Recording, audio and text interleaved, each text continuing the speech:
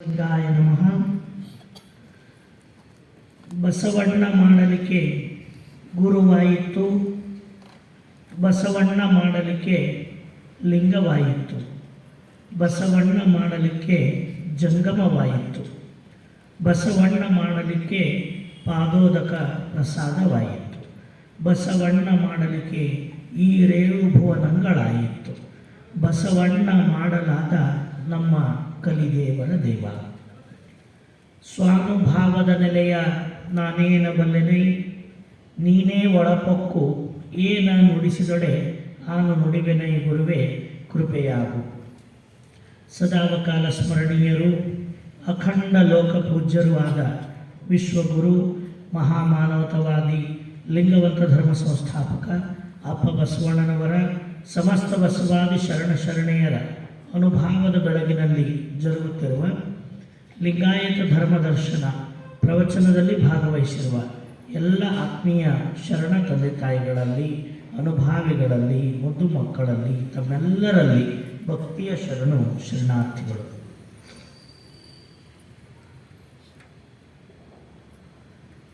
ಲಿಂಗವಂತರಿಗೆ ಪ್ರಾಣ ಸ್ವರೂಪವಾಗಿ ಬದುಕಿನುದ್ದಕ್ಕೂ ಆಚರಿಸಲ್ಪಡುವ ಪಂಚಾಚಾರ ತತ್ವಗಳಲ್ಲಿ ಮೊಟ್ಟ ಮೊದಲನೇದ್ದು ಲಿಂಗವಂತನ ಜೀವಾಳವೆನಿಸಿದ ಇಷ್ಟಲಿಂಗಕ್ಕೆ ನಿಷ್ಠನಾಗಿರುವಂಥ ಲಿಂಗಾಚಾರ. ಆ ಲಿಂಗಾಚಾರದ ಲಿಂಗನಿಷ್ಠೆಯ ಮುಂದುವರೆದ ಭಾಗವೇ ಸತ್ಯಶುದ್ಧ ಕಾಯಕ ದಾಸೋಹವನ್ನು ಬೋಧಿಸುವ ಸದಾಚಾರ. ಅಂತಪ್ಪ ಸದಾಚಾರಿಯಾಗಿರ್ತಕ್ಕಂಥ ಸದ್ಭಕ್ತ ಆಚರಿಸಬೇಕಾಗಿರ್ತಕ್ಕಂಥ ಸದಾಚಾರದ ಮುಂದುವರೆದ ಭಾಗವೇ ಇವತ್ತು ಪಂಚ ಆಚಾರಗಳ ಮೂರನೇ ಆಚಾರ, ಅದು ಶಿವಾಚಾರ. ಶಿವಾಚಾರ ಅಂತ ಹೆಸರು ಕೇಳಿದ ತಕ್ಷಣವೇ ನಮಗೆಲ್ಲ ಅರ್ಥ ಆಗಬೇಕು. ಶಿವ ಮತ್ತು ಆಚಾರ, ಈ ಎರಡೂ ಪದಗಳ ಸಂಯೋಗದಿಂದ ಉತ್ಪತ್ತಿಯಾಗಿರ್ತಕ್ಕಂಥದ್ದು ಶಿವಾಚಾರ. ಶಿವ ಆಚಾರವೆಂದು ಬಲ್ಲಾತನೇ ಗುರು ಅಂತ ಪ್ರಭುದೇವರು ಹೇಳುತ್ತೆ. ಶಿವ ಗುರುವೆಂದು ಬಲ್ಲಾತನೇ ಗುರು, ಶಿವ ಲಿಂಗವೆಂದು ಬಲ್ಲಾತನೇ ಗುರು, ಶಿವ ಜಂಗಮವೆಂದು ಬಲ್ಲಾತನೇ ಗುರು, ಶಿವ ಪ್ರಸಾದವೆಂದು ಬಲ್ಲಾತನೇ ಗುರು, ಶಿವ ಆಚಾರವೆಂದು ಬಲ್ಲಾತನೇ ಗುರು. ಪರಾತ್ಪರವಾದ ಪರವಸ್ತುವೇ ಶಿವ. ಆ ಶಿವನ ಪಂಚಮುಖಗಳೇ ಒಂದು ಗುರುಮುಖ, ಲಿಂಗಮುಖ, ಜಂಗಮ ಮುಖ, ಪ್ರಸಾದ ಮುಖ, ಮತ್ತೊಂದು ಆಚಾರವೆಂಬ ಮುಖ. ಲಿಂಗವಂತರಿಗೆ ಲಿಂಗ ಬೇರೆಯಲ್ಲ, ಆಚಾರ ಬೇರೆಯಲ್ಲ, ಶಿವತತ್ವ ಬೇರೆಯಲ್ಲ, ಆಚರಣೆ ಬೇರೆಯಲ್ಲ. ಶಿವನನ್ನೇ ಬದುಕಿನ ಆಚರಣೆಗಳಲ್ಲಿ ಪರಿಪೂರ್ಣವಾಗಿ ಸಮರಸಗೊಳಿಸಿಕೊಂಡು ಆಚಾರವೇ ಲಿಂಗವಾಗಿ, ಲಿಂಗವೇ ಆಚಾರವಾಗಿ ಮಾಡಿಕೊಂಡ ಕಾರಣಕ್ಕಾಗಿ ಲಿಂಗವಂತರ ಕ್ರಿಯೆಗಳಿಗೆ, ಆಚಾರಗಳಿಗೆ ಏನಂತ ಕರೀತಾರೆ? ಲಿಂಗ ಅಂತ ಕರೀತಾರೆ.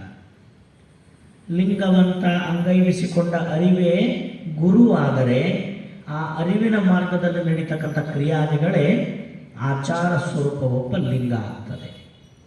ಅಂತಪ್ಪ ಶಿವನನ್ನೇ ಆಚಾರವೆಂದು, ಶಿವ ಮತ್ತು ಆಚಾರದಲ್ಲಿ ಯಾವ ಭೇದವನ್ನು ಎಣಿಸದೆ ಆಚರಿಸೋದಕ್ಕೇನಂತ ಕರೀತಾರೆ? ಶಿವಾಚಾರ ಅಂತ ಕರೀತಾರೆ. ಈ ಪ್ರಪಂಚದಲ್ಲಿ ಇಂಥ ಶಿವಾಚಾರದ ಘನವನ್ನು ಎತ್ತಿ ಹಿಡಿಯಲೆಂದು ಅವತರಿಸಿದ ಮಹಾಮಹಿಮರು ಗುರು ಬಸವಣ್ಣನವರು. ಹಾಗಾದರೆ ಶಿವಾಚಾರ ಅಂದರೆ ಏನು?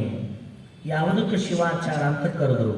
ಈ ಆಚರಣೆ ಏನನ್ನು ಬೋಧಿಸ್ತದೆ ಅನ್ನೋದನ್ನು ಅವಿರಳ ಜ್ಞಾನಿ ಚನ್ನಬಸವಣ್ಣನವರ ಪಂಚ ಆಚಾರಗಳ ವ್ಯಾಖ್ಯಾನ ಮಾಡಿದ ವಚನದ ಪ್ರಕಾರ ನಾವೆಲ್ಲ ನೋಡ್ತಾ ಬರೋದಾದರೆ, ಮೂರನೇದಾಗಿರ್ತಕ್ಕಂಥ ಶಿವಾಚಾರವನ್ನು ಕುರಿತು ಚನ್ನಬಸವಣ್ಣನವರು ಏನಂತ ವ್ಯಾಖ್ಯಾನ ಮಾಡ್ತಾರೆ ಅನ್ನೋದನ್ನು ನಾವು ನೋಡಬೇಕಾಗ್ತದೆ.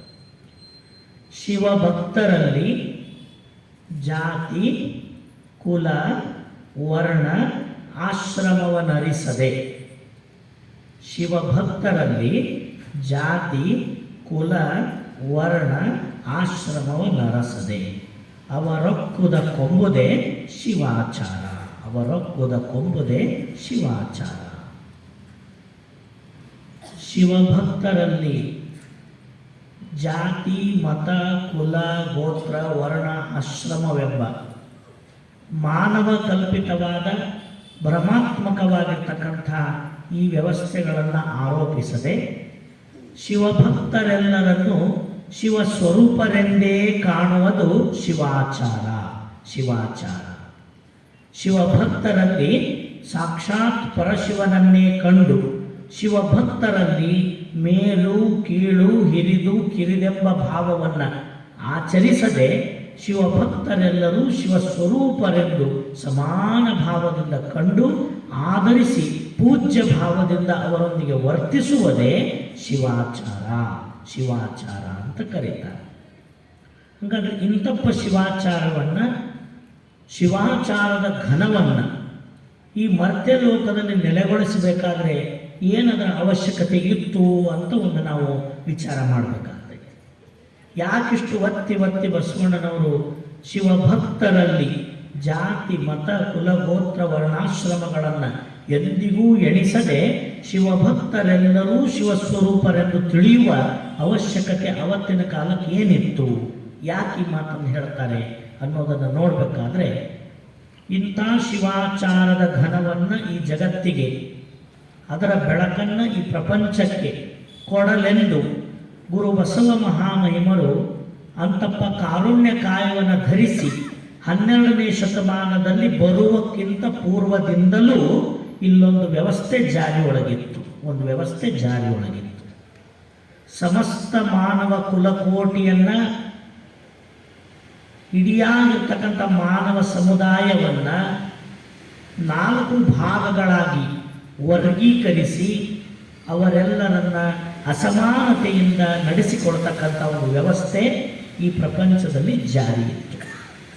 ಅಂಥಪ್ಪ ಅಸಮಾನವಾಗಿರ್ತಕ್ಕಂಥ ವ್ಯವಸ್ಥೆಯನ್ನು ಹಲವಾರು ವಿಧದಲ್ಲಿ ಎಲ್ಲ ಮಾನವರ ಮೇಲೆ ಅದನ್ನು ಆರೋಪಿಸಿ ಆ ಒಂದೊಂದು ವರ್ಗಕ್ಕೆ ಒಂದೊಂದು ವರ್ಣಕ್ಕೆ ಒಬ್ಬೊಬ್ಬರನ್ನು ಅದರಲ್ಲಿ ಸೇರಿಸಿ ಆ ಎಲ್ಲ ರೀತಿಯಾಗಿರ್ತಕ್ಕಂಥ ಅಸಮಾನತೆಯ ಆಚರಣೆಗಳನ್ನು, ಶೋಷಣೆಗಳನ್ನು, ದಬ್ಬಾಳಿಕೆಗಳನ್ನು ದೇವರು ಮತ್ತು ಧರ್ಮದ ಹೆಸರಿನಲ್ಲಿ ಆಚರಣೆ ಮಾಡ್ತಾ ಬಂದಿರತಕ್ಕಂಥ ಒಂದು ಕಾಲ, ಒಂದು ವ್ಯವಸ್ಥೆ ಅಲ್ಲಿ ಜಾರಿಯೊಳಗಿತ್ತು. ಅದಕ್ಕೆ ಏನಂತ ಕರೀತಾರೆ? ವರ್ಣಾಶ್ರಮ ವ್ಯವಸ್ಥೆ ಅಂತ ಕರೀತಿದ್ರು. ಆ ವರ್ಣಾಶ್ರಮ ವ್ಯವಸ್ಥೆಯೊಳಗೆ ಎಷ್ಟು ಭಾಗಗಳಿತ್ತು ಅಂದರೆ 4 ಭಾಗಗಳಿತ್ತು. ಅವಕ್ಕೇನಂತ ಕರೀತಿದ್ರು? ಚಾತುರ್ವರ್ಣಗಳು ಅಂತ ಕರೀತಿದ್ರು. ಎಷ್ಟು ವರ್ಣ ರೀ? 4 ವರ್ಣಗಳು. ಅವು ಚಾತುರ್ವರ್ಣಗಳು ಅಂತ ಕರೀತಿದ್ರು. ಅಂದರೆ ಚಾತುರ್ವರ್ಣಗಳು ಯಾವುವು ಅಂದ್ರೆ, ಮೇಲಿಂದ ಕೆಳಗೆ ನೋಡ್ಕೊತ ಬಂದ್ರೆ ಎಲ್ಲಕ್ಕಿಂತ ಮೇಲಿರ್ತಕ್ಕಂಥದ್ದು ಬ್ರಾಹ್ಮಣ, ಅದರ ಕೆಳಗಿರ್ತಕ್ಕಂಥದ್ದು ಕ್ಷತ್ರಿಯ, ಅದರ ಕೆಳಗಿರ್ತಕ್ಕಂಥದ್ದು ವೈಶ್ಯ, ಎಲ್ಲಕ್ಕಿಂತ ಕೆಳಗಿರ್ತಕ್ಕಂಥದ್ದು ಅಂತ್ಯಜ ಅಂತ ಕರೆಸಿಕೊಡ್ತಕ್ಕಂಥ ಶೂದ್ರ. ಬ್ರಾಹ್ಮಣ, ಕ್ಷತ್ರಿಯ, ವೈಶ್ಯ ಮತ್ತು ಶೂದ್ರ ಅಂಥೇಳಿ ಈ 4 ಭಾಗಗಳನ್ನು ಮಾಡಿ ಒಂದೇ ಆಗಿರ್ತಕ್ಕಂಥ ಮಾನವ ಸಮುದಾಯವನ್ನು 4 ಅಸಮಾನ ರೀತಿಯಲ್ಲಿ ಭಾಗವನ್ನು ಮಾಡಿ ವರ್ಗೀಕರಿಸಿ ಇದೇ ರೀತಿಯಾಗಿರ್ತಕ್ಕಂಥ ಒಂದು ವ್ಯವಸ್ಥೆಯನ್ನು ಆಚರಣೆಗೊಳಗಿಟ್ಟುಕೊಂಡು ಬಂದಿರತಕ್ಕಂಥದ್ದು ಒಂದು ಐತಿಹಾಸಿಕವಾಗಿ ನಡೆದು ಬಂದಿರತಕ್ಕಂಥ ಒಂದು ಸಂಗತಿ ಇತ್ತು. ಇದೇ ವ್ಯವಸ್ಥೆಯಲ್ಲಿ ಗುರು ಬಸವಣ್ಣನವರು ಹುಟ್ಟಿ ಬಂದು ಈ ರೀತಿಯಾಗಿರ್ತಕ್ಕಂಥ ಚಾತುರ್ವರ್ಣ ವ್ಯವಸ್ಥೆಯ ಮುಖಾಂತರವಾಗಿ ಪ್ರಕೃತಿ ದತ್ತವಾಗಿ ನಾವೆಲ್ಲರೂ ಸಮಾನರಾಗಿದ್ದರೂ ಕೂಡ ಕೆಲವು ವರ್ಗದ, ಕೆಲವು ವರ್ಣಕ್ಕೆ ಸಂಬಂಧಪಟ್ಟ ಆ ಜನಗಳ ಕುತ್ಸಿತವಾಗಿರ್ತಕ್ಕಂತಹ ಮನೋಸ್ಥಿತಿಯ ಕಾರಣಕ್ಕಾಗಿ ಇದ್ಯಾಕಿಂತ ಅಸಮಾನತೆಯನ್ನು ನಾವೆಲ್ಲ ಆಚರಣೆ ಮಾಡಬೇಕು. ಈ ಅಸಮಾನತೆ ಅಂತಕ್ಕಂಥದ್ದು ಪ್ರಕೃತಿ ದತ್ತವಾಗಿರೋದಲ್ಲ, ಇದು ದೇವ ನಿರ್ಮಿತವಲ್ಲ, ಇದು ಮಾನವನ ಭ್ರಮಾತ್ಮಕವಾದ ಸೃಷ್ಟಿಯಲ್ಲಿ ಇರ್ತಕ್ಕಂಥದ್ದು. ಭ್ರಮೆ ಅನ್ನೋದು ಎಂದಿಗೂ ಸತ್ಯ ಅಲ್ಲ. ಈ ಪ್ರಪಂಚದಲ್ಲಿ ಸತ್ಯ ಸತ್ಯವೇ, ಭ್ರಮೆ ಭ್ರಮೆನೇ. ಅಂಥ ಭ್ರಮೆಯನ್ನು ಸತ್ಯ ಅಂತ ಬಿಂಬಿಸ್ತಕ್ಕಂಥ ಒಂದು ಪ್ರಯತ್ನವನ್ನು ಕೂಡ ಅಲ್ಲಿ ಮಾಡಲಾಗಿತ್ತು. ಅದು ಹೆಂಗೆ ಭ್ರಮೆಯನ್ನು ಸತ್ಯ ಮಾಡಕ್ಕೆ ಹೋಗಿದ್ರು ಅಂದ್ರೆ, ಇಂಥ ಚಾತುರ್ವರ್ಣ ವ್ಯವಸ್ಥೆಯನ್ನು ಸಾಕ್ಷಾತ್ ಪರಮಾತ್ಮನೇ ಮಾಡ್ಯಾನ ಅಂತ ಹೇಳಿದರು. ಇದೊಂದು ಸುಳ್ಳು ಹೇಳಿದರು. ಏನಂತ? ಈ ಚಾತುರ್ವರ್ಣ ವ್ಯವಸ್ಥೆ ಯಾರು ಜಾರಿಗೆ ತಂದಾರಂದ್ರೆ ಪರಮಾತ್ಮನೇ ತಂದಾನ. ಸ್ವತಃ ಪರಮಾತ್ಮನೇ ಹೇಳ್ಕೊಂತಾನ. ಏನಂದರೆ, ನಾನು ವಿರಾಟ ಪುರುಷನಾಗಿ ನಿಂತು ನನ್ನ ಶಿರಸ್ಸಿನಿಂದ ಹುಟ್ಟತಕ್ಕಂಥವನು ಬ್ರಾಹ್ಮಣ, ನನ್ನ ಬಲಭುಜಗಳಿಂದ ಹುಟ್ಟತಕ್ಕಂಥವನು ಕ್ಷತ್ರಿಯ, ನನ್ನ ಹೊಟ್ಟೆಯಿಂದ ಹುಟ್ಟಕ್ಕಂಥವನು ವೈಶ್ಯ, ನನ್ನ ಪಾದದಿಂದ ಹುಟ್ಟಕ್ಕಂಥವನು ಶೂದ್ರ. ನಂದು ದೇಹ ಪರಮಾತ್ಮನೇ ನಾನು, ನನ್ನ ತಲೆಯಿಂದ ಹುಟ್ಟತಕ್ಕಂಥವನು ಒಬ್ಬನು, ಭುಜಗಳಿಂದ ಹುಟ್ಟವನು ಒಬ್ಬನು, ಹೊಟ್ಟೆಯಿಂದ ಹುಟ್ಟವನು ಒಬ್ಬನು, ಪಾದದಿಂದ ಹುಟ್ಟವನು ಒಬ್ಬನು. ಹಾಗಾದ್ರೆ ಇದನ್ನು ಯಾರು ಹೇಳ್ಯಾರ ಅಂದ್ರೆ ಸಾಕ್ಷಾತ್ ಪರಮಾತ್ಮನೇ ತಾನೇ ನಿಂತು ತನ್ನ ಅವಯವಗಳಿಂದ ಹುಟ್ಟತಕ್ಕಂಥವರನ್ನು ಹಿಂಗೆ 4 ವಿಧವಾಗಿ ವಿಂಗಡಣೆ ಮಾಡ್ಯಾನ ಅಂತ ಇಂಥ ಒಂದು ಸುಳ್ಳನ್ನು ಸತ್ಯ ಅಂತ ಬಿಂಬಿಸ್ತಕ್ಕಂಥ ಪ್ರಯತ್ನವನ್ನು ಚಾತುರ್ವರ್ಣ ವ್ಯವಸ್ಥೆ ಮುಖಾಂತರವಾಗಿ ಮಾಡ್ಕೊಂಡು ಬಂದಿತ್ತು. ಈ ಸಂದರ್ಭದಲ್ಲಿ ಬಸವಣ್ಣನವರು ಒಂದು ಪ್ರಶ್ನೆ ಕೇಳುತ್ತಾರೆ. ಯಾವುದು ಪರಮಾತ್ಮ ನಿರ್ಮಿತವಾದದ್ದು, ಚಾತುರ್ವರ್ಣ ಐತೆ ಅಂತಕ್ಕಂಥ ಭ್ರಮೆಯನ್ನು ಸತ್ಯ ಮಾಡಕ್ಕೆ ಹೊಂಟಾರಲ್ಲ, ಇವರೆಲ್ಲರನ್ನು ನಿಂದ್ರಿಸಿ ಬಸವಣ್ಣನವರು ಒಂದು ಮಾತು ಕೇಳ್ತಾರೆ. ಹೊಲೆಗಂಡಲ್ಲದೆ ಪಿಂಡದ ನೆಲೆಗೆ ಆಶ್ರಯವಿಲ್ಲ. ಹೊಲೆಗಂಡಲ್ಲದೆ ಪಿಂಡದ ನೆಲೆಗೆ ಆಶ್ರಯವಿಲ್ಲ. ಜಲ ಬಿಂದುವಿನ ವ್ಯವಹಾರ ಒಂದೇ. ಆಸೆ, ಆಮಿಷ, ರೋಷ, ಹರುಷ ವಿಷಯಾದಿಗಳೆಲ್ಲ ಒಂದೇ. ಎಲ್ಲರೊಳಗೆ ಒಂದೇ ಅದಾವಲ್ರಿ. ಯಾವ್ಯಾವು? ಆಸೆ, ಆಮಿಷ, ರೋಷ, ಹರುಷ ವಿಷಯಾದಿಗಳೆಲ್ಲ ಒಂದೇ. ಏನ ನೋದಿ ಏನ ಕೇಳಿ ಏನು ಫಲ, ಇದಕ್ಕೆ ಯಾವುದು ದೃಷ್ಟ?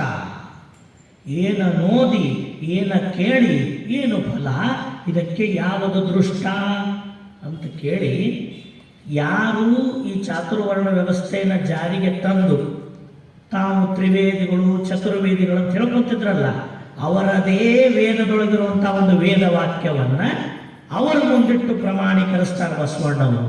ಏನಂತ ತೋರಿಸ್ತಾರ, ಯಾವ ರೀತಿಯಾಗಿ ಆ ಮಾತನ್ನು ಅವರು ಪ್ರಮಾಣೀಕರಿಸ್ತಾರ ಅಂತಕ್ಕಂಥದ್ದನ್ನು ಇಲ್ಲಿ ನಾವು ಭಾಳ ಮುಖ್ಯವಾಗಿ ಗಮನಿಸಬೇಕು.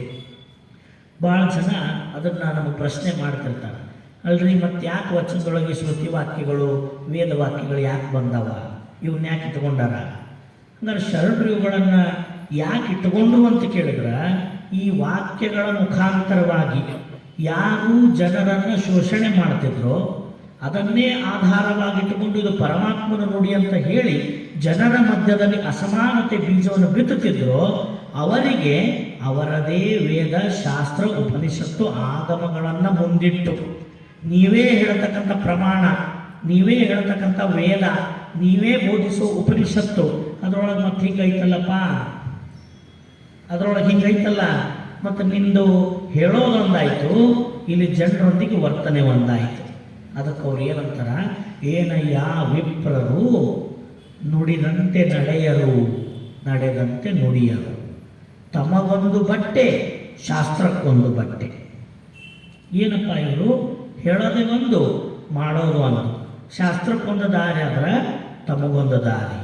ಅದಕ್ಕೆ ಅವ್ರು ಏನಂದರು, ಏನ ನೋದಿ ಏನ ಕೇಳಿ ಏನು ಫಲ ಬಂತಪ್ಪ, ಇಷ್ಟೆಲ್ಲ ಓದಿದ್ರಿ, ಜನರಿಗೆ ಬೋಧಿಸಿದ್ರಿ, ಇದನ್ನೆಲ್ಲ ಮಾಡೋದ್ರಿಂದ ಏನು ಫಲ ಬಂತು, ಯಾವ ಫಲವನ್ನು ಪಡ್ಕೊಂಡ್ರಿ ನೀವು, ಯಾವ ಫಲನೂ ಬರಲಿಲ್ಲ. ಹಂಗಂದ್ರೆ ಇದಕ್ಕೆ ಏನಪ್ಪ ಸಾಕ್ಷಿ, ಇದಕ್ಕೇನು ದೃಷ್ಟ ಅಂತ ಕೇಳಿದರೆ, ಅವಾಗ ಅಲ್ಲಿ ವೇದದೊಳಗೆ ಶಾಸ್ತ್ರದೊಳಗೆ ಉಲ್ಲೇಖ ಮಾಡಿರ್ತಕ್ಕಂಥ ವಿಷಯವನ್ನೇ ಅವರು ಮುಂದೆ ತಂದಿಡ್ತಾರೆ. ಏನಂತ ಹೇಳ್ತಾರೆ ಅವರು, ಸಪ್ತಧಾತು ಸಮಂ ಪಿಂಡಂ ಸಮಾಯೋನಿ ಸಮದ್ಭವಂ ಆತ್ಮಜೀವ ಸಮಾಯುಕ್ತಂ ವರ್ಣಾನ ಕಿಂ ಪ್ರಯೋಜನಂ. ಏನು ಹಾರವನೇ, ಯಾವ ವೇದ ಹಿಡ್ಕೊಂಡು ಹಾರ್ಕೊಂತ ಹೊಂಟಿಯಲ್ಲ, ನಿನ್ನ ವೇದನ ಹೇಳಾಕತೈತಿ. ಏನಂತ ಹೇಳಾಕತೈತಿ? ಸಪ್ತಧಾತು ಸಮಂ ಪಿಂಡಂ ಸಮಾಯೋನಿ ಸಮುದ್ಭವಂ ಆತ್ಮ ದೇಹ ಸಮಾಯುಕ್ತಂ, ಆತ್ಮ ಜೀವ ಸಮಾಯುಕ್ತಂ ವರ್ಣಾನಾಂ ಕಿ ಪ್ರಯೋಜನಂ ಅಂತ ನಿನ್ನ ವೇದನ ಹೇಳಾಕತೈತಿ. ಮತ್ತು ನೀನ ಹೇಳ್ತೀಯ ಬ್ರಾಹ್ಮಣ ಬೇರೆ, ಕ್ಷತ್ರಿಯ ಬೇರೆ, ವೈಶ್ಯ ಬೇರೆ, ಶೂದ್ರ ಬೇರೆ ಅಂತ. ಎಂಥ ಜಾಣತನ ಬಸವಣ್ಣನವ್ರದು. ಅವರ ವೇದವನ್ನು ಅವರ ಮುಂದಿಟ್ಟು ಪ್ರಮಾಣೀಕರಿಸ್ತಾರೆ. ನೋಡು, ನೀ ಹೇಳೋ ವೇದದೊಳಗೆ ಹಿಂಗೈತಿ, ಮತ್ತು ಇದನ್ನ ಯಾಕೆ ಮುಚ್ಚಿಟ್ಟು ಹೇಳಾಕತ್ತಿಪ್ಪ ನೀ ವೇದ ಹೇಳೋ ಮುಂದ? ಎಲ್ಲ ವೇದ ಹೇಳ್ತೀಯ, ಮತ್ತು ಹೇಳೋ ಮುಂದ ಸಮಾನತೆಯನ್ನು ಬೋಧಿಸೋ ವೇದವಾಕ್ಯವನ್ನು ಯಾಕೆ ಮುಚ್ಚಿಡ್ತಿ ನೀನು? ಅದಕ್ಕೆ ಏನಂದ್ರವರು, ಏನ ಯಾವ ವಿಪ್ರರು ನುಡಿದಂತೆ ನಡೆಯರು, ನಡೆದಂತೆ ನುಡಿಯರು, ತಮಗೊಂದು ಬಟ್ಟೆ ಶಾಸ್ತ್ರಕ್ಕೊಂದು ಬಟ್ಟೆ. ಇವರು ಮಾಡ್ಕೊಂಡ್ಬಂದದ್ದು ಇದನ್ನೇ. ಅದೇ ಸಮುದಾಯದಲ್ಲಿ ಗುರು ಬಸವಣ್ಣನವರು ಜನಿಸಿದ್ದು. ಏನು ನೋಡ್ರಿ ಇದು ಅದ್ಭುತ. ಯಾರಿದನ್ನು ಮಾಡ್ತಿದ್ರಲ್ಲ ಅದೇ ಸಮುದಾಯದಲ್ಲಿ ಹುಟ್ಟಿ ಬಂದು ಅದೇ ಸಮುದಾಯದ ಅಸಮಾನತೆಯ ವಿರುದ್ಧ ಮೊಟ್ಟ ಮೊದಲು ದನಿ ಎತ್ತಿರ್ತಕ್ಕಂಥ ಮಹಾಪುರುಷ ಅಂದ್ರೆ ಗುರು ಬಸವಣ್ಣನವರು. ಗುರು ಬಸವಣ್ಣನವರು ಯಾವುದ್ರೊಳಗೆ ನಾವು ಹುಟ್ಟೀವಿ, ಯಾವುದ್ರೊಳಗೆ ಬದುಕಾಕತ್ತೀವಿ, ಆ ವ್ಯವಸ್ಥೆಯೊಳಗೆ ಇರ್ತಕ್ಕಂಥ ಅಸಮಾನತೆಗಳನ್ನು ಕಂಡುಕೊಂಡು ಅದನ್ನು ಸರಿ ಮಾಡ್ತಕ್ಕಂಥ ವ್ಯವಸ್ಥೆಗೆ ಹೆಂಗೆ ಬಿದ್ದರು ಅಂದ್ರೆ, ಇಲ್ಲಿ ಎಲ್ಲಿವರೆಗೆ ಈ ಸಮಾನತೆ ಅನ್ನತಕ್ಕಂಥದ್ದು ಇಲ್ಲಿ ಬರೋದಿಲ್ಲ, ಅಂಥದ್ದು ನನಗೆ ಬೇಡ ಅಂತ ಮನಿನೇ ಬಿಟ್ಟು ಹೊರಗೆ ಬಂದರು. ಗುರು ಬಸವಣ್ಣನವರು ಮನೆ ಬಿಟ್ಟು ಹೊರಗೆ ಬರಕ್ಕೆ ಮುಖ್ಯ ಕಾರಣವೇ ದೇವರು ಧರ್ಮದ ಹೆಸರಿನಲ್ಲಿ ನಡೆಯುವ ಅಸಮಾನತೆಯ ಆಚರಣೆಗಳೇ ಅದಕ್ಕೆ ಮುಖ್ಯವಾಗಿತ್ತು. ಸ್ತ್ರೀ ಪುರುಷ ಭೇದ, ಜಾತಿ ಭೇದ, ಮೈಲಿಗೆಗಳು ಇವೆಲ್ಲವುಗಳನ್ನು ಅತ್ಯಂತ ತೀಕ್ಷ್ಣಮತಿಯಾಗಿ ಬಾಲಕನಾಗಿದ್ದಾಗಿದ್ದ ಅವಲೋಕನ ಮಾಡ್ತಾ ಬಂದಿರ್ತಕ್ಕಂಥ ಬಸವಣ್ಣನವರು ಆ ಉಪನಯನದ ಸಂದರ್ಭವನ್ನೇ ಗುರಿಯಾಗಿರಿಸಿಕೊಂಡು ತಕ್ಷಣ ಆ ಮನೆಯನ್ನು ಬಿಟ್ಟು ಹೊರಗಡೆ ಬರ್ತಾರೆ. ಇದಕ್ಕೆ ಮುಖ್ಯ ಕಾರಣ ಏನು ಅಂದರೆ, ಆ ಸಮುದಾಯದಿಂದ ನಡೆದಿರ್ತಕ್ಕಂಥ ದೇವರು ಧರ್ಮದ ಹೆಸರಿನಲ್ಲಿ ಶೋಷಣೆಗಳು, ಅನ್ಯಾಯಗಳು. ಅದಕ್ಕೆ ಇಲ್ಲಿ ಬಸವಣ್ಣವ್ರು ಏನಂತ ಕೇಳಿದ್ರು, ಯಾವ ವೇದವನ್ನು ಇಟ್ಟುಕೊಂಡು ಬೋಧೆ ಮಾಡ್ತೀಯೋ ಅದರೊಳಗೆ ಹಿಂಗೆ ಹೇಳ್ತಾರೆ ನೋಡಪ್ಪ, ಇಂತೆಂದುದಾಗಿ ಈ ಒಂದು ಶ್ರುತಿವಾಕ್ಯ ಈ ಥರ ಹೇಳ್ತೈತಿ, ಈ ಥರ ಇರಬೇಕಾದ್ರೆ ಮುಂದೆ ಹೇಳ್ತಾರ, ಇದು ಕಾರಣ ಕಾಸಿ ಕಮ್ಮಾರನಾದ, ಬೀಸಿ ಮಡಿವಾಳನಾದ, ಹಾಸನಿಕ್ಕಿ ಸಾಲಿಗನಾದ, ವೇದವನೋದಿ ಹಾರುವನಾದ, ಕರ್ಣದಲ್ಲಿ ಜನಿಸಿದವರುಂಟೆ ಜಗದೊಳಗೆ, ಇದು ಕಾರಣ ಕೂಡಲ ಸಂಗಮ ದೇವ, ಲಿಂಗ ಸ್ಥಳವ ನರಿದವನೇ ಕುಲಜನು. ಎಲ್ಲೂ ಇಲ್ರಿ ಇದು. ಯಾರನ್ನೇ ಹೇಳಿದ್ರು ತೋರಿಸ್ರಿ, ಹೇಳ್ತೀವಿ ನಾವು. ಇಡೀ ಜಗತ್ತಿನೊಳಗೆ ಇಂಥ ವರ್ಣಾಶ್ರಮ ವ್ಯವಸ್ಥೆಯ ವಿರುದ್ಧವಾಗಿ ಯಾರು ಆ ವರ್ಣಾಶ್ರಮ ವ್ಯವಸ್ಥೆಯನ್ನು ಜಾರಿಗೆ ತಂದಿದ್ರಲ್ಲ, ಅವರದೇ ಧರ್ಮಶಾಸ್ತ್ರಗಳನ್ನು ಅವರಿಗೆ ಕನ್ನಡಿಯಾಗಿ ಹಿಡಿದು ಅದರಲ್ಲಿರ್ತಕ್ಕಂಥ ಲೋಪದೋಷಗಳನ್ನು ಪ್ರಶ್ನಿಸಿ ನಿಜವಾದ ಕುಲಜ ಯಾರು ಅಂತ ಜಗತ್ತಿಗೆ ತೋರಿಸಿಕೊಟ್ಟಿರ್ತಕ್ಕಂಥ ಮಹಾವಾಕ್ಯದ ಮಹಾಪುರುಷ ಅಂದ್ರೆ ಬಸವಣ್ಣನವರೇ ಮಹಾಪುರುಷ. ಅವ್ರು ಕೊಟ್ಟಿದ್ದು ಒಂದು ಮಾತೈತಲ್ರಿ, ಲಿಂಗ ಸ್ಥಳವ ನರಿದವನೇ ಕುಲಜನು. ಇದೇ ಮಹಾವಾಕ್ಯ ಇದು. ಆ ಒಂದು ವಚನದ ಪ್ರಕಾರ ಬಸವಣ್ಣನವರು ನಿಸರ್ಗ ಸಹಜವಾಗಿ ಇರತಕ್ಕಂಥ ಸಮಾನತೆಯನ್ನು ಎತ್ತಿ ಹಿಡಿತಾರ ಜಗತ್ತಿನೊಳಗೆ. ಈ ಪ್ರಪಂಚದೊಳಗೆ ಪರಮಾತ್ಮನೇ ತಂದೆ ತಾಯಿಯಾಗಿ ಇಡೀ ನಿಸರ್ಗದೊಳಗೆ ಇರ್ತಕ್ಕಂಥ ಎಲ್ಲ ವ್ಯವಸ್ಥೆಗಳು ಕೂಡ ಸಮಾನತೆಯನ್ನು ಪಡೆದವ. ಪರಮಾತ್ಮನ ಸೃಷ್ಟಿಯೊಳಗೆ ಅಸಮಾನತೆ ಅನ್ನೋದು ಇಲ್ಲವೇ ಇಲ್ಲ. ಅದನ್ನು ಹೇಗೆ ಹೇಳಿದ್ರು, ಹೊಲೆಗಂಡಲ್ಲದೆ ಪಿಂಡದ ನೆಲೆಗೆ ಆಶ್ರಯವಿಲ್ಲ. ಯಾವ ಈ ಜಗತ್ತಿನೊಳಗ ಒಂದು ಪಿಂಡ ಅನ್ನೋದು ಉತ್ಪತ್ತಿ ಆಗಬೇಕಾದ್ರೆ ಆ ಪಿಂಡ ಎಲ್ಲಿ ಹುಟ್ಟಬೇಕಂತ ಹೊಲೆ ಒಳಗೆ ಹುಟ್ಟಬೇಕಂತ. ಆ ಹೊಲೆ ಅನ್ನೋದಿಲ್ಲ ಅಂದ್ರೆ ಇದು ಪಿಂಡ ನಿಲ್ಲೋದಿಲ್ಲ. ಈ ಪಿಂಡ ತಯಾರಾಗಬೇಕಾದ್ರೆ ಆ ರೀತಿಯಾಗಿರ್ತಕ್ಕಂಥ ವ್ಯವಸ್ಥೆಯನ್ನು ಪರಮಾತ್ಮನೇ ಇಟ್ಟಾನ. ಹಂಗಾರೆ ಆ ವ್ಯವಸ್ಥೆಯನ್ನು ಆ ಪರಮಾತ್ಮ ಇಡದೇ ಹೋಗಿದ್ದರೆ ಈ ಜಗತ್ತಿನೊಳಗೆ ಶರೀರಗಳು ಉತ್ಪತ್ತಿನೇ ಆಗ್ತಿರಲಿಲ್ಲ.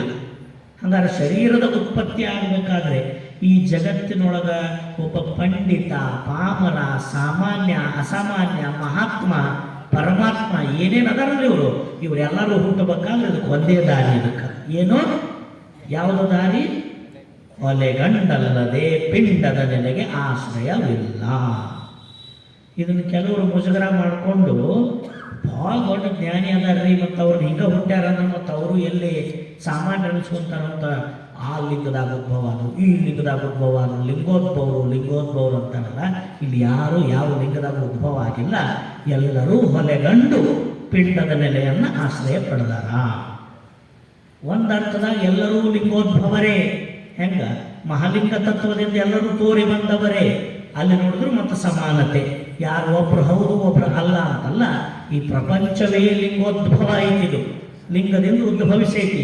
ಅದಕ್ಕೆ ಸಿದ್ಧಲಿಂಗೇಶ್ವರರು ಒಂದು ಸ್ಥಳ ಮಾಡಿಟ್ಟಾರ, ಏನಂತ?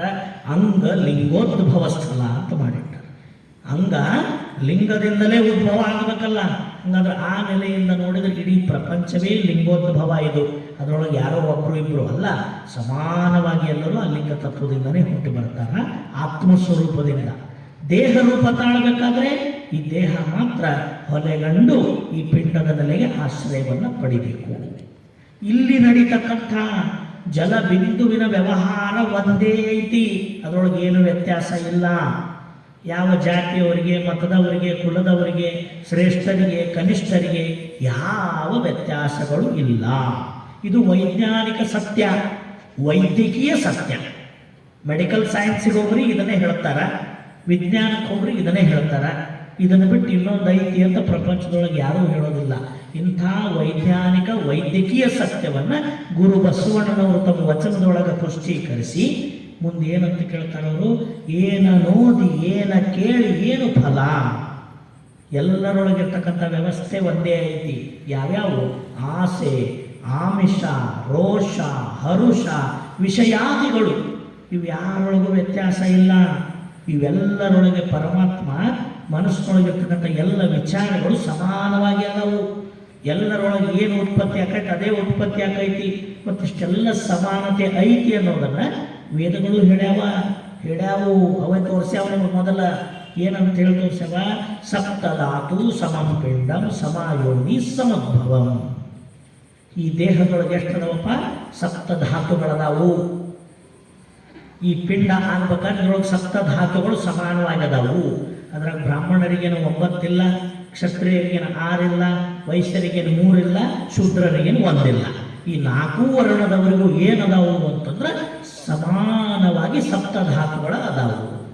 ಈ 4 ಮಂದಿ ಎಲ್ಲಿಂದ ಬಂದಾರ? ಸಮಾಯೋನಿ ಸಮದ್ಭವಂ. ಎಲ್ಲರೂ ಆ ತಾಯಿ ಗರ್ಭದಿಂದನ ಜನಿಸಿ ಬಂದಾರ. ಇವರೊಳಗೆ ಯಾವ ವ್ಯತ್ಯಾಸಗಳು ಎಳ್ಳಷ್ಟೂ ಇಲ್ಲ. ಮುಂದೆ ಹೇಳ್ತಾರ ಆತ್ಮ ಜೀವ ಸಮಾಯುಕ್ತಂ. ಇದರೊಳಗಿರುವ ಪ್ರಾಣ ಸ್ವರೂಪ, ಆತ್ಮ ಚೈತನ್ಯದ ಸ್ವರೂಪ ಅದೂ ಸಮಾನವಾಗೈತಿ. ಅದೂ ಸಹಿತ ಒಬ್ಬರೊಳಗೆ ಹೆಚ್ಚೈತಿ ಕಡಿಮೆ ಐತಿ ಅನ್ನಂಗಿಲ್ಲ. ಎಲ್ಲರೊಳಗೂ ಅದೇ ಆತ್ಮ ಚೈತನ್ಯ ಐತಿ. ಎಲ್ಲರೊಳಗೂ ಅದೇ ಪ್ರಾಣ ಅಪಾನ ಉದಾನ ವ್ಯಾನ ಸಮಾನವೇ ಪ್ರಾಣವಾಯುವಾಗಿ ಸಂಚರಿಸಾಕತ್ತೈತಿ. ಇದನ್ನು ಬಿಟ್ಟರೆ ಇನ್ನೇನೈತಿ ಬೇರೆ? ಎಲ್ಲರಿಗೂ ಒಂದೇ ಐತಿ. ಅದಕ್ಕೆ ಮುಂದೆ ಕೇಳ್ತಾರ, ಇಷ್ಟೆಲ್ಲ ಸಮಾನವಾಗಿರಬೇಕಾದ್ರೆ ವರ್ಣಾನಾಂ ಕಿಂ ಪ್ರಯೋಜನ? ಇಷ್ಟೆಲ್ಲ ಸಮಾನ ಇರಬೇಕಾದ್ರೆ ಈ ವರ್ಣಾಶ್ರಮದ ವ್ಯವಸ್ಥೆ ಪ್ರಯೋಜನ ಏನು? ಇದು ಯಾಕಿರಬೇಕು ಅಂತ ಕೇಳ್ತಾರಲ್ಲ. ಆ ಕಾರಣದಿಂದ ಮತ್ತಿಲ್ಲಿ ಯಾಕೆ ವೈರುಧ್ಯಗಳು ಕಾಣ್ತಾವಂದ್ರೆ ಕಾಯಕಗಳದಾವು. ಆದ್ರೆ ಕಾಯಕಗಳು ಎಂದೂ ಜಾತಿ ಅಲ್ಲ. ಕಾಯಕಗಳಿಗೂ ಜಾತಿಗೂ ಸಂಬಂಧವಿಲ್ಲ. ಅದಕ್ಕೆ ಅವ್ರು ಹೇಳ್ತಾರ, ಒಬ್ಬನೇ ವ್ಯಕ್ತಿ ಕಾಸಿ ಕಮ್ಮಾರ ನೆನೆಸಿದ, ಬೀಸಿ ಮಡಿವಾಳ ನೆನೆಸಿದ, ಹಾಸಲಿಕ್ಕಿ ಅಕ್ಕ ಸಾಲಿಗನಾದ, ವೇದವನ್ನು ಓದಿದರೆ ಹಾರುವನಾದ. ಇವರೊಳಗೇನೈತಿ ವ್ಯತ್ಯಾಸ? ಯಾರು ಕಬ್ಬಣ ಕಾಸಿ ಬಡದ ಅವ ಕಮ್ಮಾರ ಅನಿಸಿದ, ಯಾರು ಬಟ್ಟೆಗಳನ್ನು ಮಡಿ ಮಾಡಿದ, ಬಟ್ಟೆಗಳನ್ನು ಬೀಸಿ ಒಗೆದು ಮಡಿ ಮಾಡಿದ ಮಡಿವಾಳನಾದ.